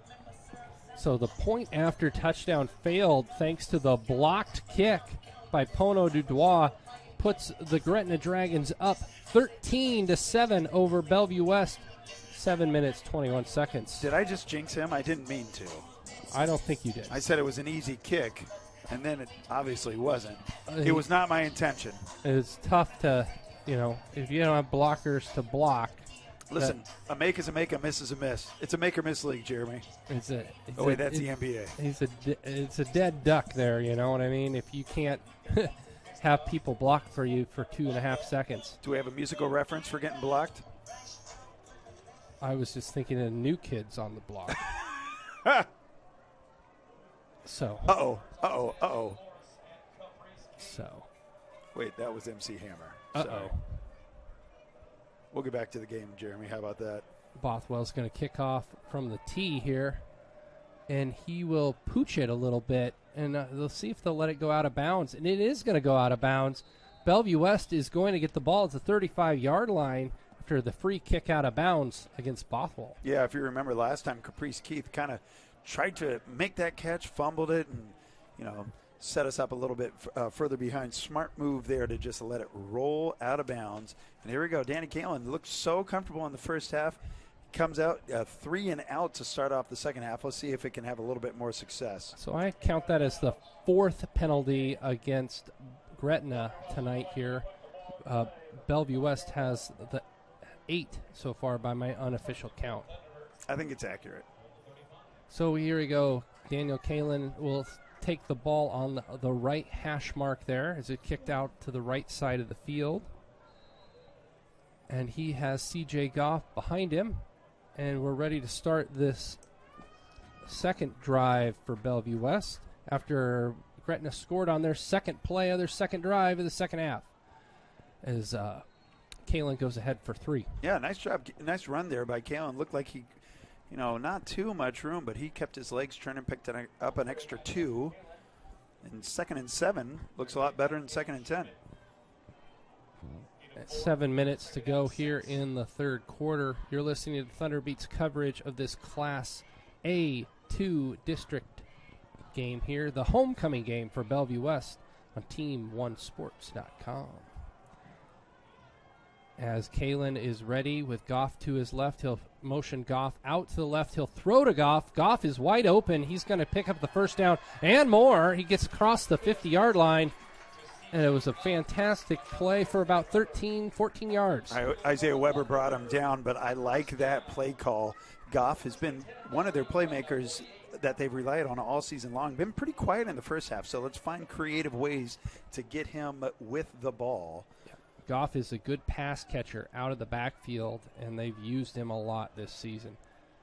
Kalen with Goff behind him. 6 minutes, 18 seconds with a new set of downs. See what they can do across the 50-yard line now as he'll pitch the ball out to Goff. Goff motions forward still, gets about a yard. Yeah, I've called his name multiple times. Blake Hawkins there tripped him up, stopped him from picking up more than the one, although Hawkins maybe limping just a little bit. And Bramer there on the tackle, number 3, the left defensive end. Watch the conditioning here of Gretna. A lot of their players are playing every down. Wonder if they can hold up throughout a tough game all the way into the fourth quarter. So Kalen there is going to throw the ball out incomplete to number 28, Caprice Keith. It looked like it wasn't going to go anywhere if he caught it. Yeah. He was going to be tackled immediately. Yeah, a little miscommunication. Keith obviously had to come back for the ball. And so now here it is, 3rd and 9. 3rd and 9 for Bellevue West. And we'll see what they elect to do here on 3rd down and 9 to go. You know, Huffman does love to go for it on 4th, so maybe you don't need to get on 9. Maybe you might be comfortable getting 6 or 7. And this is one of those situations where Dan Kalen might just take off and run, too. As it looks like Gretna's bringing the blitz, and he's got a blitzer in his face, Brayman, and then Kalen does avoid him. He gets out, and he gets hammered by number 33, Isaiah There's a Weber. flag. Looked like there's a flag. Should have been a flag if there wasn't a flag. He got drove down hard out of bounds. 4th down and 5 to go, I believe. I thought there was a flag. And it looked pretty clean from all the way across No here. way. Not clean at all. 4th down and 5. They're going to go for it, you bet. It's a huge play. Huge play here in the way the second half is going to start out for these two teams, as Kalen is trying to draw them off sides, and it looks like Goff was the one to move. Yeah, Huffman just throws his hands up in frustration. He had something that he liked there. I think they were trying to draw him off sides. Well, it worked if you're Gretna. And it made number 70 for Bellevue West. Number 70, Jeffrey Koonsman, was the one who got the penalty, false start. But it was a hard count to try to get him.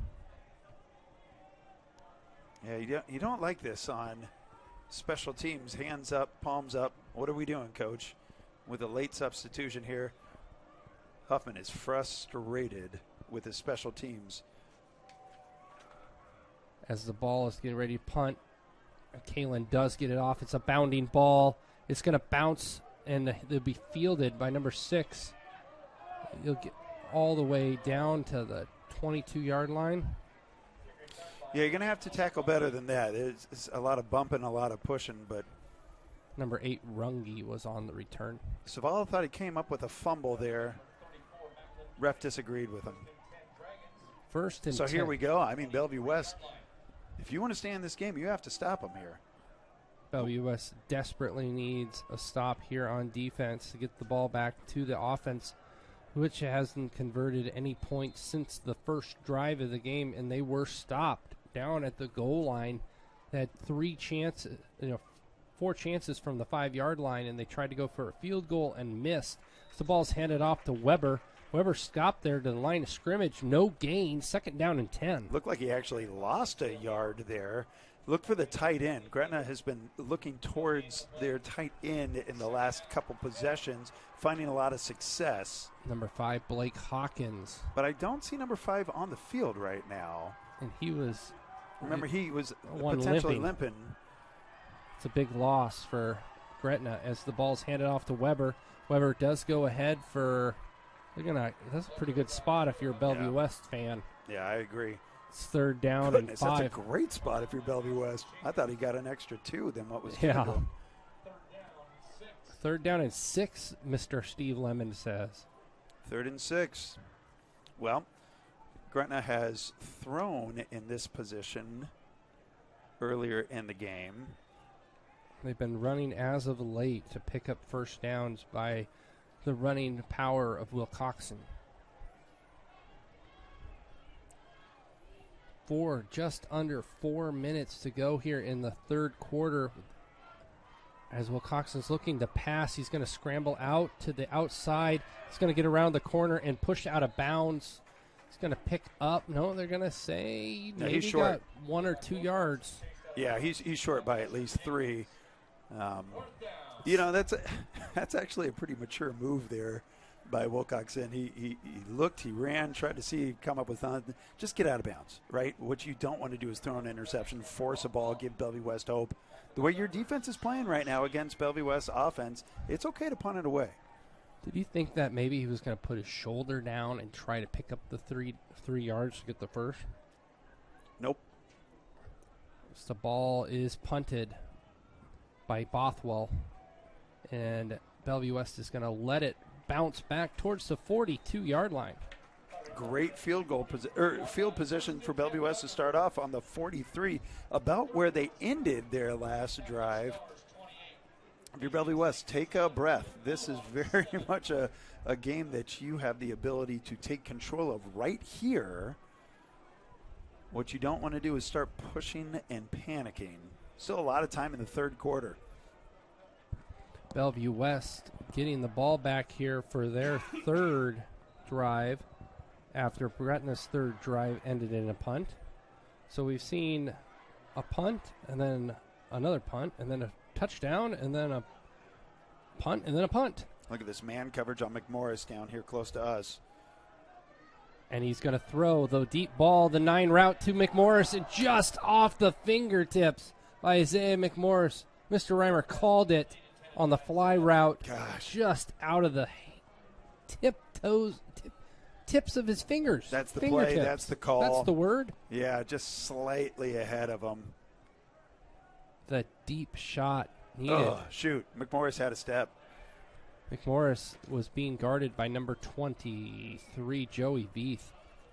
Joey Veith is 6'3". Isaiah McMorris. You know what Isaiah McMorris measures out at? Not 6 foot. Just 6 foot. 5'10", 6 foot. As Kalen throws the ball to Goodwater. Goodwater is hit right away by number 14, Max Vecchio. Yeah, Max read that line. Goodwater, good to hold it down, but you actually lose a couple yards on that play. Third down and again, another 11. third and long for Bellevue West. Needs to pick up a first down. If nothing else, give your defense a breather. Yeah. They've been on the field for a lot of this half already. Gretna is doing everything they can to keep the Bellevue West playmakers in front of them, and they made sure tackles. And look at this. They smell blood. They're sending the house. As they're sending a free blitzer, and Bramer doesn't get there. The ball is completed to, I believe that's number 15, Ben Goodwater. He's doing his best Mariah Carey impression for him, saying, "I'll be there for you." Is there a goodness gracious. Climbed the ladder to bring that in. Fingertip catch. And here we go. Bellevue West with a breath of fresh life. Can they capitalize? They've struggled to put points on the board. So Kalen to Goodwater on the third down conversion, as Kalen's going to throw a deep ball in the direction of Isaiah McMorris, and it's just out of reach. I like that they're trying, though. Yeah, they're trying to stretch the defense out, go over the top, because Bellevue West needs that, those guys back there to open up the offense. Absolutely. Absolutely. Gretna is playing so tight in the box. One of those is going to connect. Keep taking your shots. Jermaine Green comes on for Isaiah McMorris after they failed to make that connection in the end zone. It was almost there, Mr. Reimer. As the ball's being thrown out to C.J. Goff, who's met immediately by Hawkins. Number 5. Wow. Blake Hawkins with a great play there on second down. And C.J. Goff comes up limping. I want to keep watching Gretna just so I can keep watching Hawkins. That kid knows how to play football, and he plays aggressively violent. Not dirty by any means, but he is tough and super fun to watch. Third down and 15 or 16 to go here. And just when you thought that conversion to Goodwater was doing so well, something positive for Bellevue West offense, they're facing another third and long. As Kalen is just going to throw the ball away. He had 2 defenders. Bramer was back there, and it's just been a kind of a swinging gate there for absolutely, yeah. There's no Hogs. time to do anything. They were in his face almost at the time the snap was. But there is a flag thrown relatively late. After the. You think this potentially is unsportsmanlike? We'll find out here. The referees are talking over their headsets. Yeah, it's over here by the 40 where the Kalen was getting pressure. It's coming back against. Intentional grounding. That was in the direction of. Oh man, that's an unfortunate. Oh, they're going to say it didn't reach line of scrimmage. I can understand that. Yeah. Yep, needed. Goodness. 4th down in a country mile. Wow. But And you Daniel, know Gretna's going to send everybody here, try to block this punt. They were close on the last one. Daniel Kalen standing at the 20-yard line, the south 20, and he's got a good leg, and he's going to put it to use. The ball is muffed and put down there at the 17-yard line. Fortunate for Bellevue West. He had a lot of green in front of him had he made that catch. Unfortunately for number 8, Runge, the first mistake he's had in this game. Took his eyes off the ball before it was secured. So he was content with taking it at the 25. They'll start at the 21, 22-yard line here. 1 minute, 39 seconds to go. Gretna Dragons up 13-7 over the homecoming Kings here. Bellevue West. Number 40, Cade Savala, named homecoming king of this 2023 school year. He's going to try to lead his team back to a win as the ball's handed off to Weber, and Weber is spilled out, and he'll get 2 yards. It looked like they stopped him at the line of scrimmage, and he kept moving forward. I don't understand how he got 2 yards out of that. I thought he was tackled for a loss. But Dylan you keep Sheard those on the tackle. legs churning. Gretna has some big fellas on their team, Jeremy. They're just getting pushed around here in the second half, but they've been on the field, seems like, all the time. Yeah, but even so, it's only a pickup of 3 for a lot of running. As Will Coxon's going to take it and pull it down and take it, and he'll pick up the first down. Yep, design run the entire way. You send everybody off to the right, and it just gets wide open for you on the left. Arif Evans Jr. pushes him out of bounds. So, Jeremy, you don't like that, going out of bounds, avoiding the hit. You want him to lower their shoulder and pick up a couple I thought extra. on that other one, on this one, it looked like he had a chance against a smaller guy Whoa. to pick up the Heart first is down. huge. Don't worry about stature, Jeremy. 55 seconds to go here in the third quarter, and then the flip sides. Bellevue West desperately needs a stop so their offense can do something here. As the ball's handed off to Weber, Weber's going to go ahead for 9-10 yards. Ball carried by Isaiah Weber. Back away by number 26, Sean Schutte. Wow. Gretna in this second half has been just playing Keep away. well in clean football. They've had no turnovers the entire game. They've been penalized, like you said, only 4 times. Second down 1. With a whistle here. What's going to happen here? As we see Officer Hobbs making his way up. Kind of a celebrity around Bellevue West. Have you ever met Officer Hobbs? I have not. Well, I haven't had the pleasure. your hero on mine. They're going to do a measurement.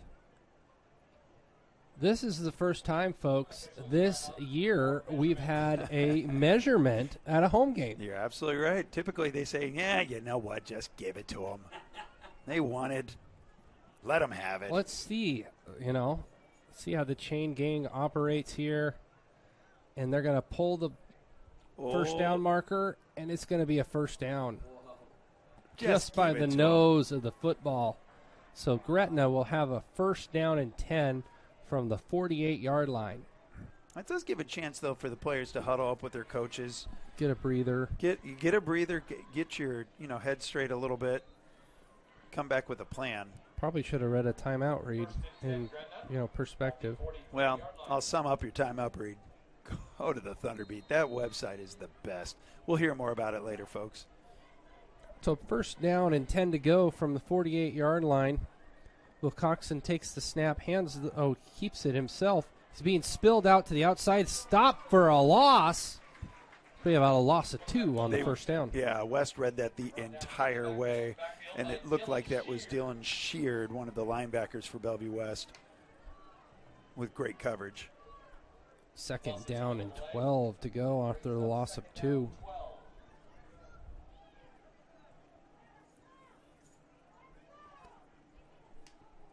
So here we go. 12 seconds. I think although he's pushed out of bounds, so the clock will stop. Be ready here to go as the play starts. Hands the ball off to Weber. Weber's hit in the backfield. Okay. He avoids the first one, gets tackled by the second guy. Well, 3rd and 12 sets up a very long 3rd down for Bellevue West going into the 4th quarter. Jeremy, and here we got ourselves a ball game. Yeah, we do. Bellevue West is down, chasing points, 7-13. Gretna winning this game right now so far, but they're facing a 3rd and 12 as we'll go to the 4th. And we'd like to remind our viewers to check out the thunderbeat.org for news, features, and entertainment coverage of the Bellevue West, the Bellevue Offutt community. You can follow at the Thunderbeat on Twitter and Instagram to get the latest website updates, such as photo galleries of sporting events like this one, music and movie reviews, and feature stories about the teachers and students. Let me ask you about the Thunderbeat. Are they going to do a feature on Good Boy Noah anytime soon? I wish. Probably not. That's okay. Ayo Cheetah shouts to you for bringing me joy for about 3 straight days. 3rd and 12. 3rd and 13, they're going to call it. 3rd and 13, Gretna is going to try to move north here and pick up a first down, starting from their 40-yard line. Davon Hall was out there pumping up his team. Absolutely. He's not out here on the field in his pads, but he's being their biggest cheerleader there on the sidelines, getting everybody excited over there. Yep, love to see it when one of your star players is sidelined. You know, they're thinking he might be able to make it back for potentially the last game of the season, or if the playoffs are an option. It's great. That's just kind of the rebound he needs as a senior here. He was hurt in the Omaha West Side game as Will Coxon's looking to throw, has all day, throws it, and number 2, Rohrer, had it in his hands and dropped it. No, it was Kenny Bryant there with the pass breakup. Excellent coverage. I don't think that's a drop. I think that is great coverage. 4th down and 13, and Gretna is forced to punt. Bothwell comes out. He's a fantastic kicker. He's had one pretty good punt tonight. The other ones have been okay. Yeah, okay, for sure. But that's a huge defensive possession for Bellevue West. And if you can get a return on this. Sean Schutte is back there for Bellevue West, as well as number 15, Goodwater. And he got positive yardage there on the punt return. Then they'll start 1st and 10 from the 32. Well, you know, okay, so Bellevue West controlled the first quarter. Gretna controlled the 2nd and 3rd. Does the 4th quarter belong to Bellevue West? We'll find out here as Lemon is, can we say, blaring the music? It's been loud all night long. The speakers aren't handling it very well. Don't say that, because then they'll want to replace them. I think the speakers are doing just fine, Jeremy. As Kalen comes out with a huge drive here in how this game's going to play out. Gretna smells the blood in the water, as you say, as the ball is handed off. Pitched forward to Isaiah McMorris. Isaiah doing his thing, making breaks tackles, going around people, avoiding the tacklers. Gets all the way down to the 48-yard line. First down. I love his instincts. You think he's going to go out of bounds, cuts it back in, picks up an extra 4, 5, 6, and then 5 after that. That's the kind of plays that has the Division I teams just drooling. Yeah, absolutely right. Isaiah, more of that, please. It was a Millard North transfer. He played here last year and this year for Bellevue West. It's been one of the best in the state, as Kalen is going to keep it himself. Picks up 4. Isaiah McMorris, has a ring or 2 in basketball. Do you know how many state championships he has in basketball? That would be 3. as Bellevue West is preseason potentially number 1 in basketball as well. McMorris a huge part of that, hoping to make it 4. 4 straight rings. That would be a fantastic career for any player. Speaking about football, I saw Coach Doug Woodard in the stands earlier today, so shouts to you, Woodard. A retired teacher from Bellevue West. Retired coach. But always a T-bird. 2nd and 6 to go as the ball is thrown out to, I'm not sure who it is. I think it's Goodwater. Yeah, hard to tell from back here. Whoever it was took a hit. That might have been Whaley. Caprice Keith. Caprice Keith gets to be a 3rd down and 2 to go. And you got to believe this is 4th down territory for Bellevue West. But hopefully you don't worry about that. Just pick up 2. Aiden Rohrer, number 2 for Gretna, was on that tackle to keep it at 3rd and 2. As the ball's being held by Daniel Kalin, he'll go ahead, and they're going to give him the 1st down. Yep. It'll be a 1st down. Yep, that's a good placement, good call, and good tough run. You need 2, you get 2. Kalin coming up just a little limp here. They're going to measure. Anywhere. Oh, look at this. 2 measurements in the same half. You know what? Just give it to him. Oh, no, they're going to say 4th down. No, they and need to it's measure. so arbitrary where the ball is spotted, 4th down in less than a yard is almost like a quarterback sneak type scenario, but Bellevue West doesn't go under center. It's kind of like the Nebraska of the last couple years. We'll see what happens here as the ball is being held by Kalin, and Kalin gets it by a large margin on that time. Sorry for my silence. My heart was beating too fast. It's a huge play for Bellevue West. Okay, good field position. This typically has been where West has stalled in the past, but they're kind of humming along right now, playing with some pace, playing with some confidence. 1st down and 10 to go from the 42-yard line. Bellevue West is chasing those points. McMorris is drawing 2 by himself. With safety help over the top. As the ball's being thrown in the direction of Isaiah McMorris, who can't hold on to the ball. Fantastic coverage there by number 10. 10 didn't even turn around. The refs, you got to make a play on the ball. Yeah, the refs doing their best Alana Morissette comparison there by keeping their flag in their pocket in this case.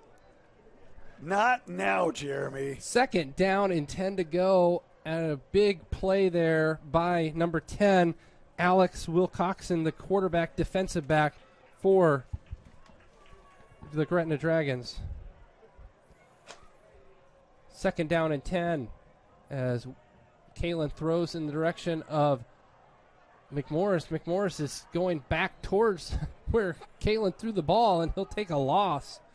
4 yards there. Yeah, good coverage there by Gretna was not giving him the opportunity to do anything. And here you go. I mean, offense is churning, and now it's 3rd and a mile again.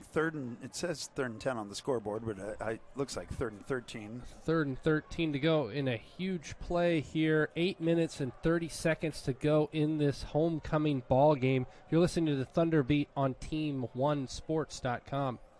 Just you need to pick up 7 or 8 is all. As Kalin is looking to throw in the direction of McMorris, and McMorris had it in his hands, and he just let it go down to the floor. Boy, that's so uncharacteristic for McMorris. That was going to set up that 4th and 3 or 4. Yep, and now you got to punt it away.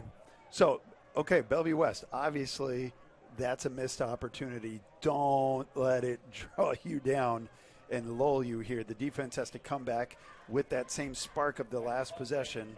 Give your offense another chance. So here we go as Kalin's getting ready to punt. It looks like there was a false start against Bellevue West.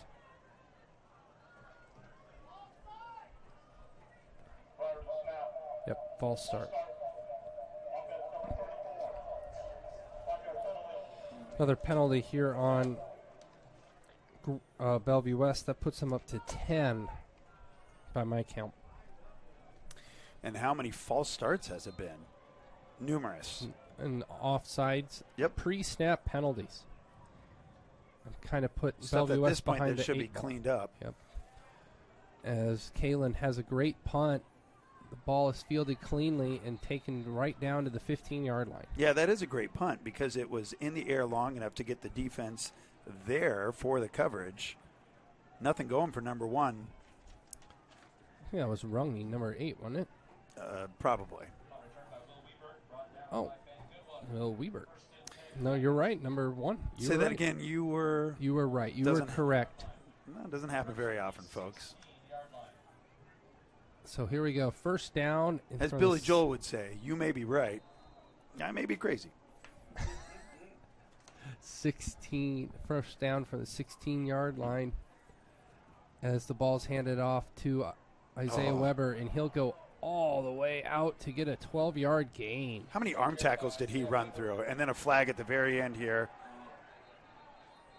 Potentially face mask at the end. Yeah, that's I counted 4 arm tackles. You're not going to bring him down. Let's see what happens here.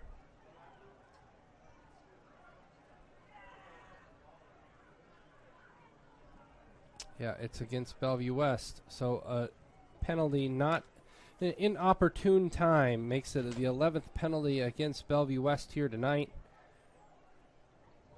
Just free yardage. Unnecessary roughness on the defense. 15-yard penalty. First down. Boy, how frustrating is that? You have Gretna pinned on their 15.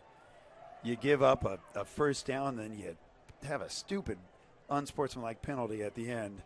And here they are now at the 44-yard line.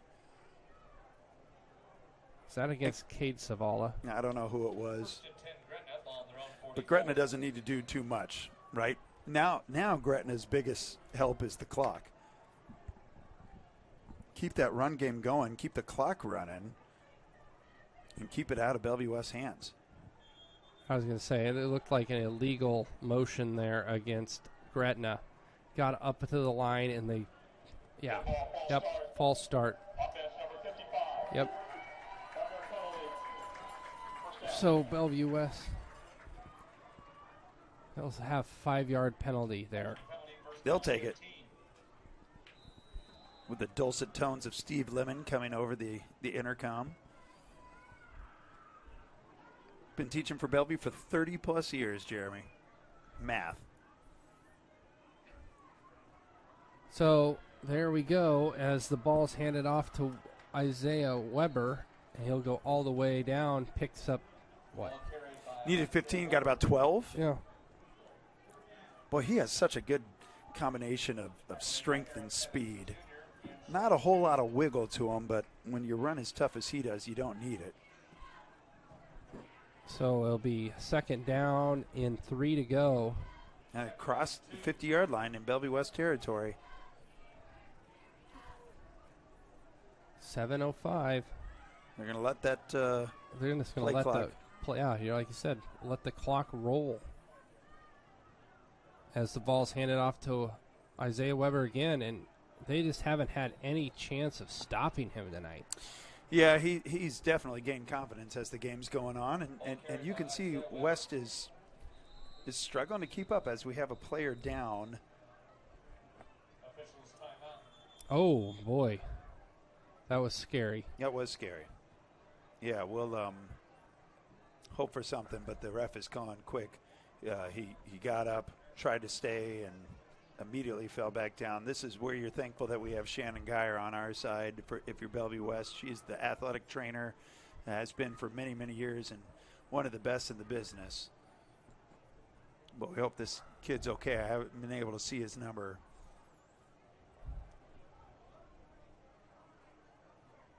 Let's have you bought your yearbook yet? What's a yearbook? They are on sale for $55 until December 22nd. Wait, say that again?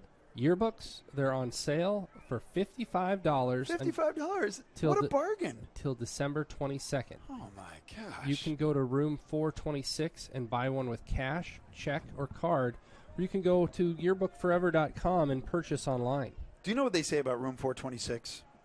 That's where the magic happens? That's where the magic happens and where dreams come true. And I tell you, last year I got a yearbook. I opened it up, and something happened. That doesn't happen all the time. My mouth spread into a smile.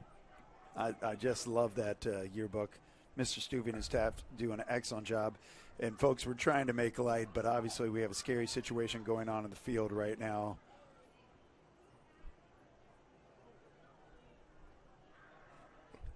So, with 6 minutes and 50 seconds here, Gretna Dragons are up 13-7 over Bellevue West here at Feynman Field as the emergency team is being called out with the stretcher here.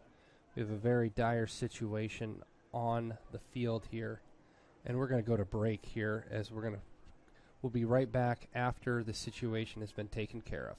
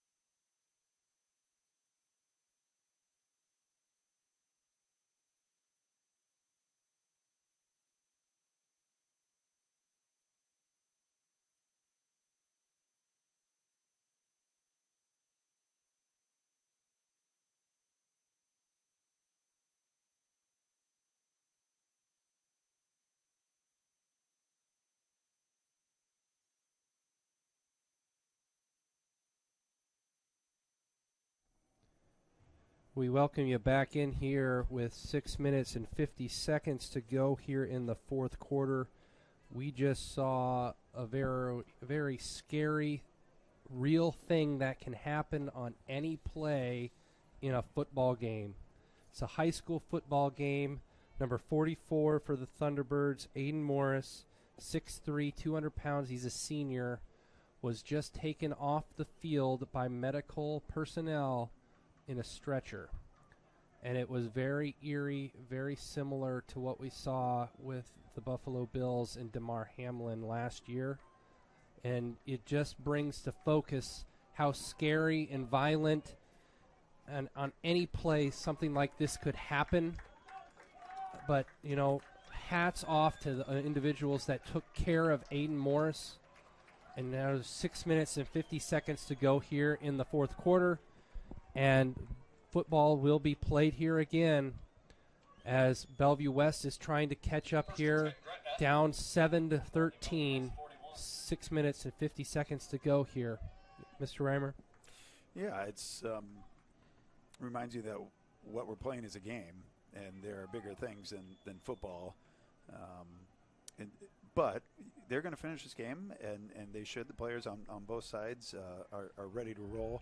And just interesting to see how both teams react to this. For Bellevue West, there's a bunch of high school kids. They just saw one of their brothers, get carted off the field. So that's going to be tough to come back from. But it's still a one-score game. It's still 6 minutes left.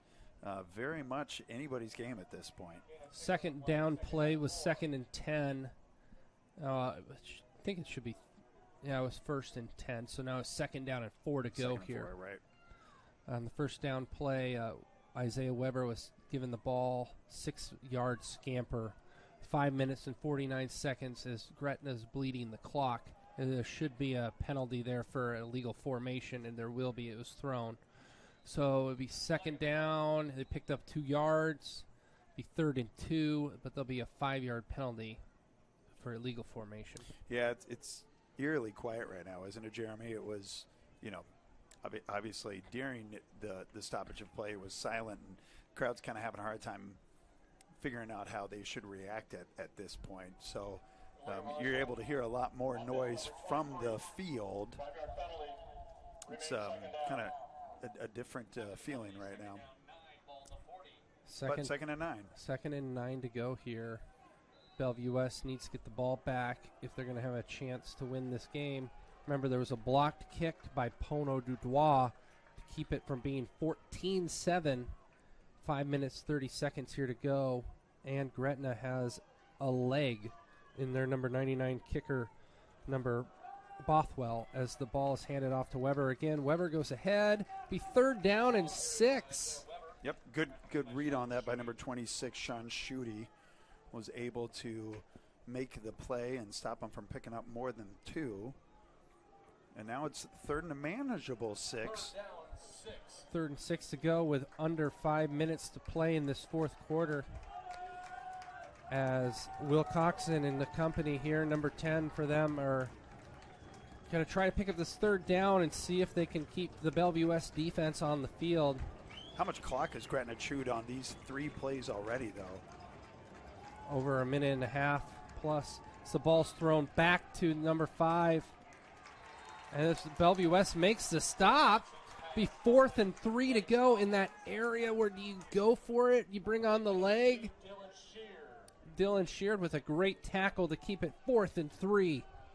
Oh, interesting. They're going to go for it here, Jeremy, but we saw their kicker make from there. Routinely drill from here. Make from there, yeah. Interesting. 4th and 3.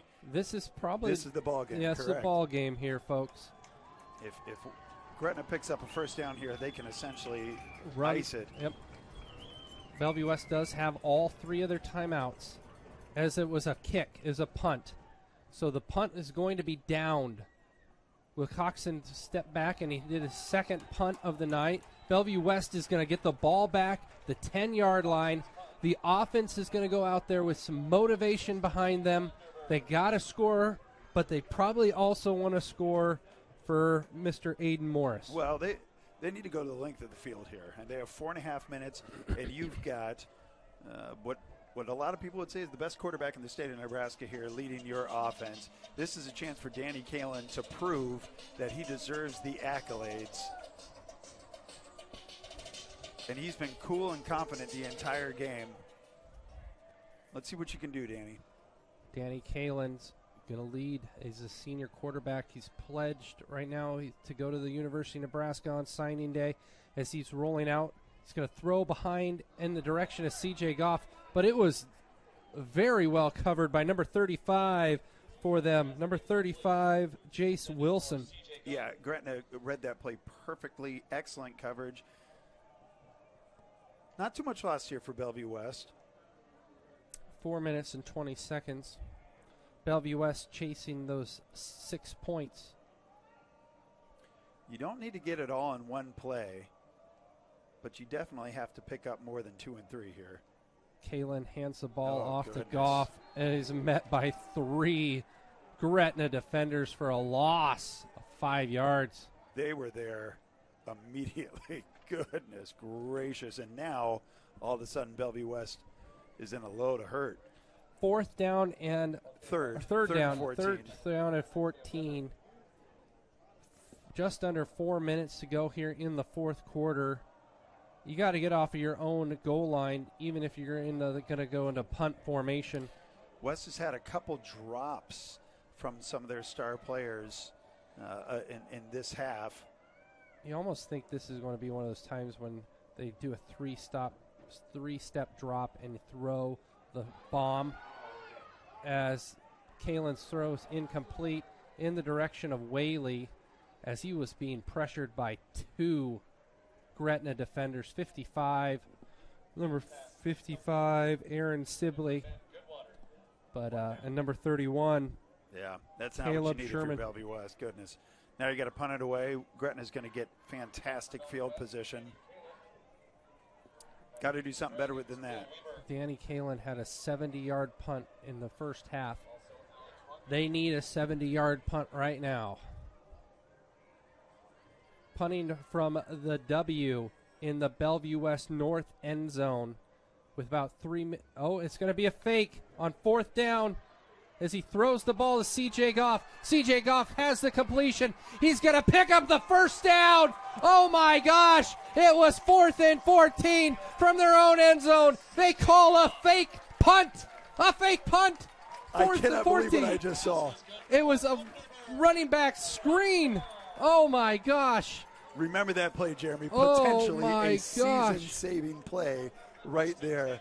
Unbelievable. Goff caught that ball, still had 14 yards to go. Oh, my goodness. And made it by that much. The riverboat gambler as he throws the ball again. Complete to Ben Goodwater. First down again on a 15-yard throw and catch to Goodwater. Just over 3 minutes to go. Bellevue West cannot afford a penalty at this point. Keep the offense rolling.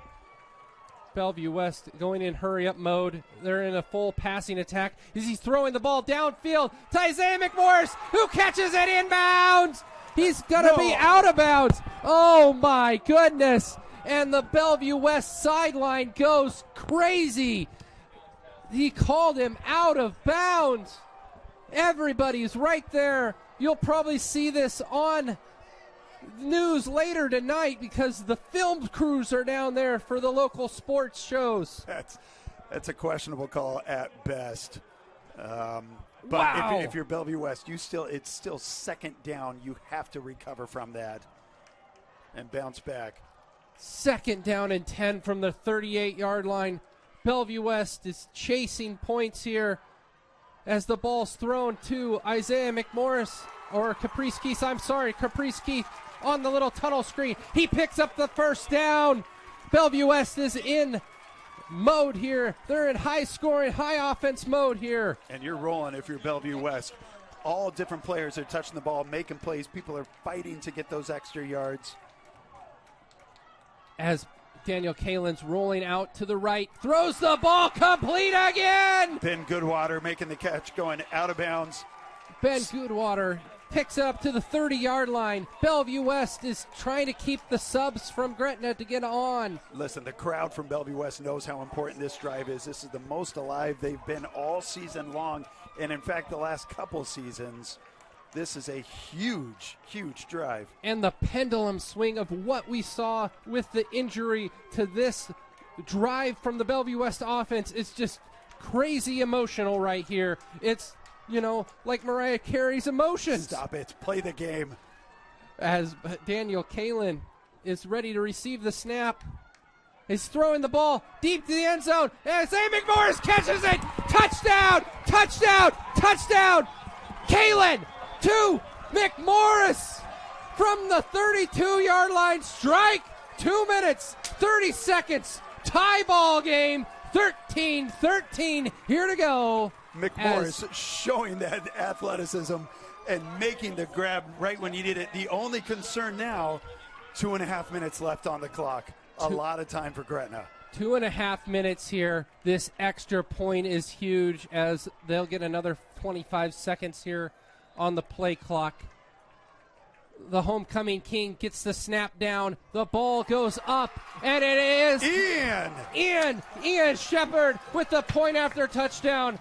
14-13, 2 minutes and 30 seconds here to go in this ball game at John Feynman Field. You're listening to the Thunderbeats coverage on Team1Sports.com, a Bellevue West 2023 homecoming game against Gretna in the A2 district. Holy smokes, Jeremy. This is exciting. This is what you want in a high school football game. I had no idea it was going to be this close at this point. But if you're Gretna, you look at each other and you say, we've been running all game long, right? We've got Weber.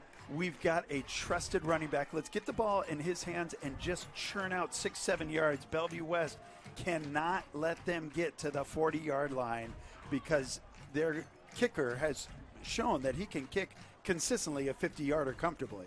Chili, T-Boz, and Left Eye Lopez told us to don't go chasing waterfalls, but Bellevue West just went and chased those points and got them back. Bellevue West 14, the Gretna Dragons 13, 2 minutes, 30 seconds to go here, fourth quarter at Feynman Field. The crowd is electric, and Ian Shepard kicks it out of bounds. It'll come out of bounds, 35-yard line. A universal sigh from Bellevue West crowd. It is not. It's not what you need to do there. So Gretna, what? About 35 yards is all they need to be in field goal range, and they've got 2.5 minutes to do it with all 3 timeouts. First down for Gretna. Alex Witt-Coxon. He's going to have first down from their 35-yard line in the Bellevue West crowd. We haven't heard them do this before. Ever. And we've seen a lot of ball games here in 5 years. As there's going to be a penalty, it looks like.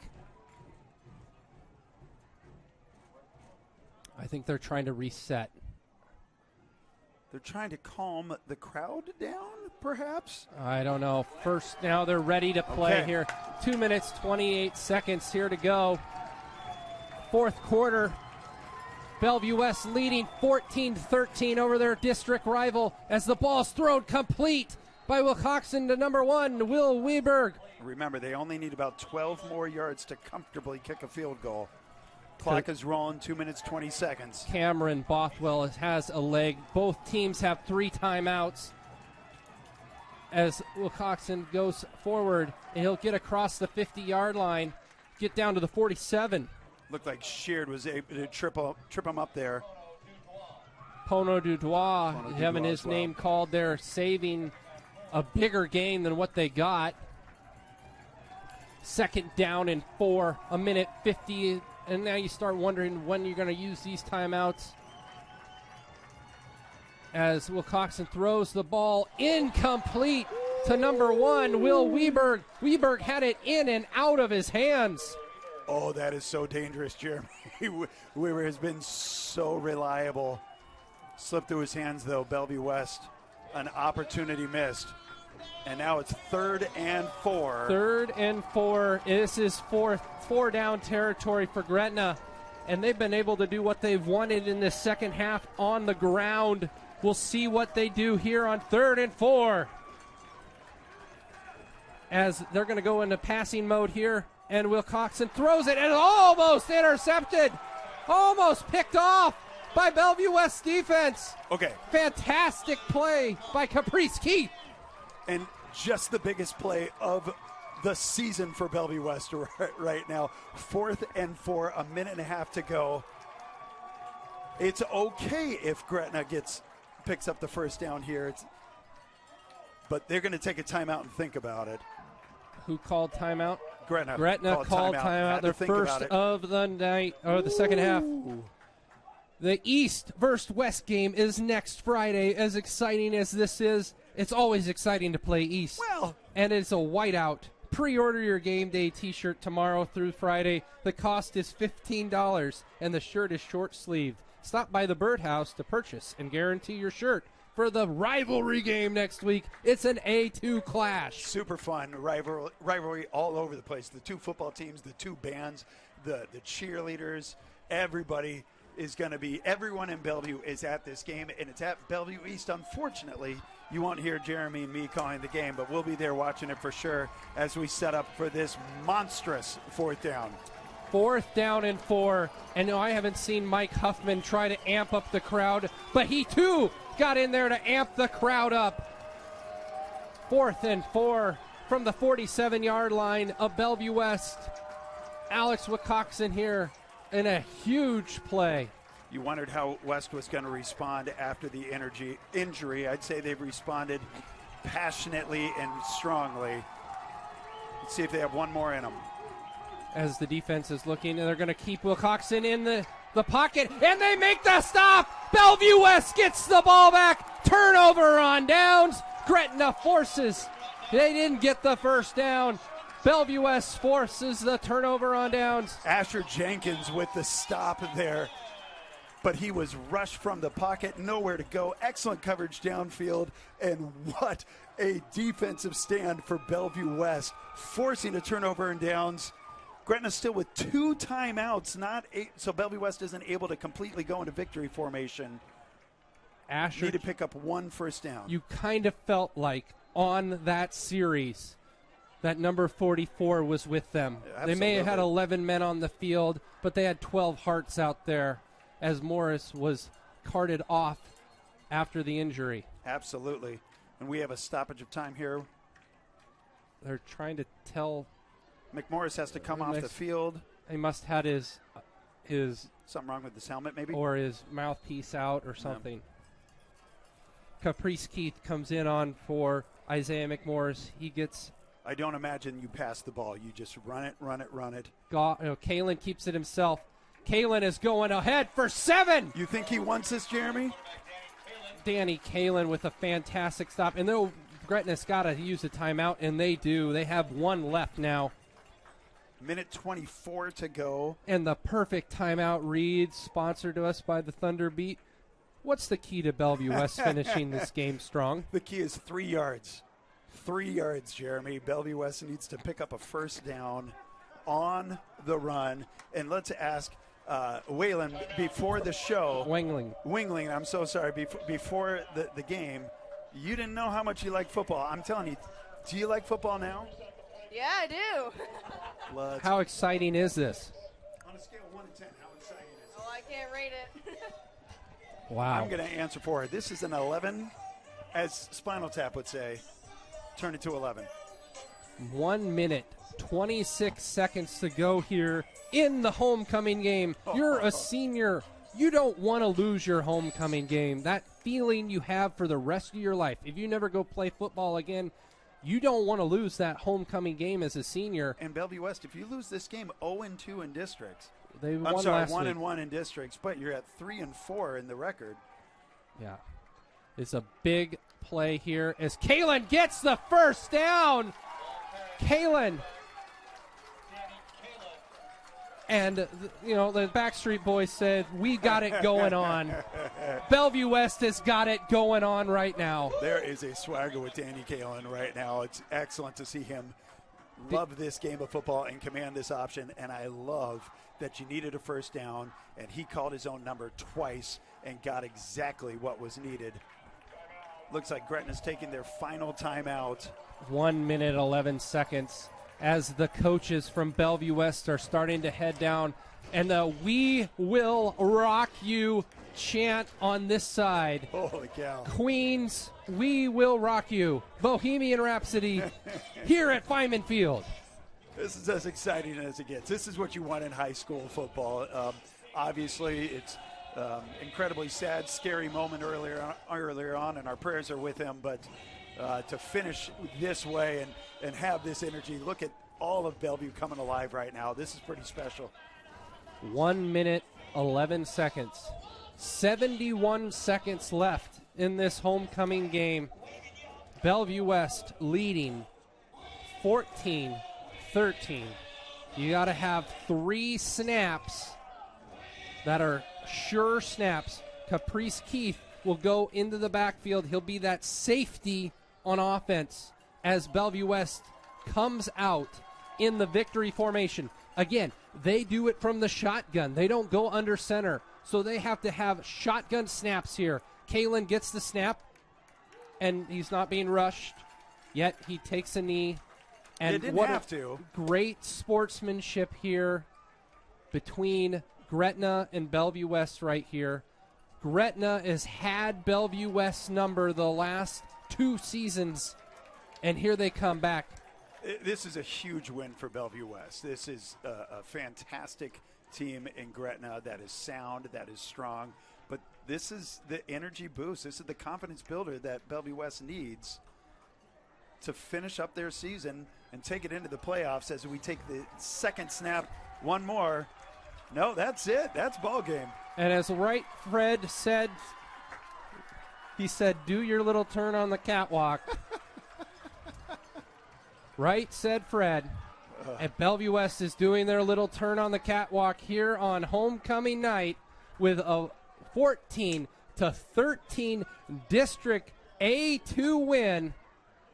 Go back to that play on 4th and 14, and you call a fake punt from your end zone. And who else but C.J. Goff getting the first down? A season-saving play right there. Daniel Kalen from the W of the north end zone on 4th and 14. Fake punt. Wow. And the students are rushing the field. They're waiting for their team to come to them so they can do the fight song. It's just pandemonium here. You haven't seen this. Well-deserved. Well-deserved win, yes. And of everything we saw with Aiden Morris's injury, for Bellevue West to come back, to show the resolve, the heart, the 1-2, the intestinal fortitude.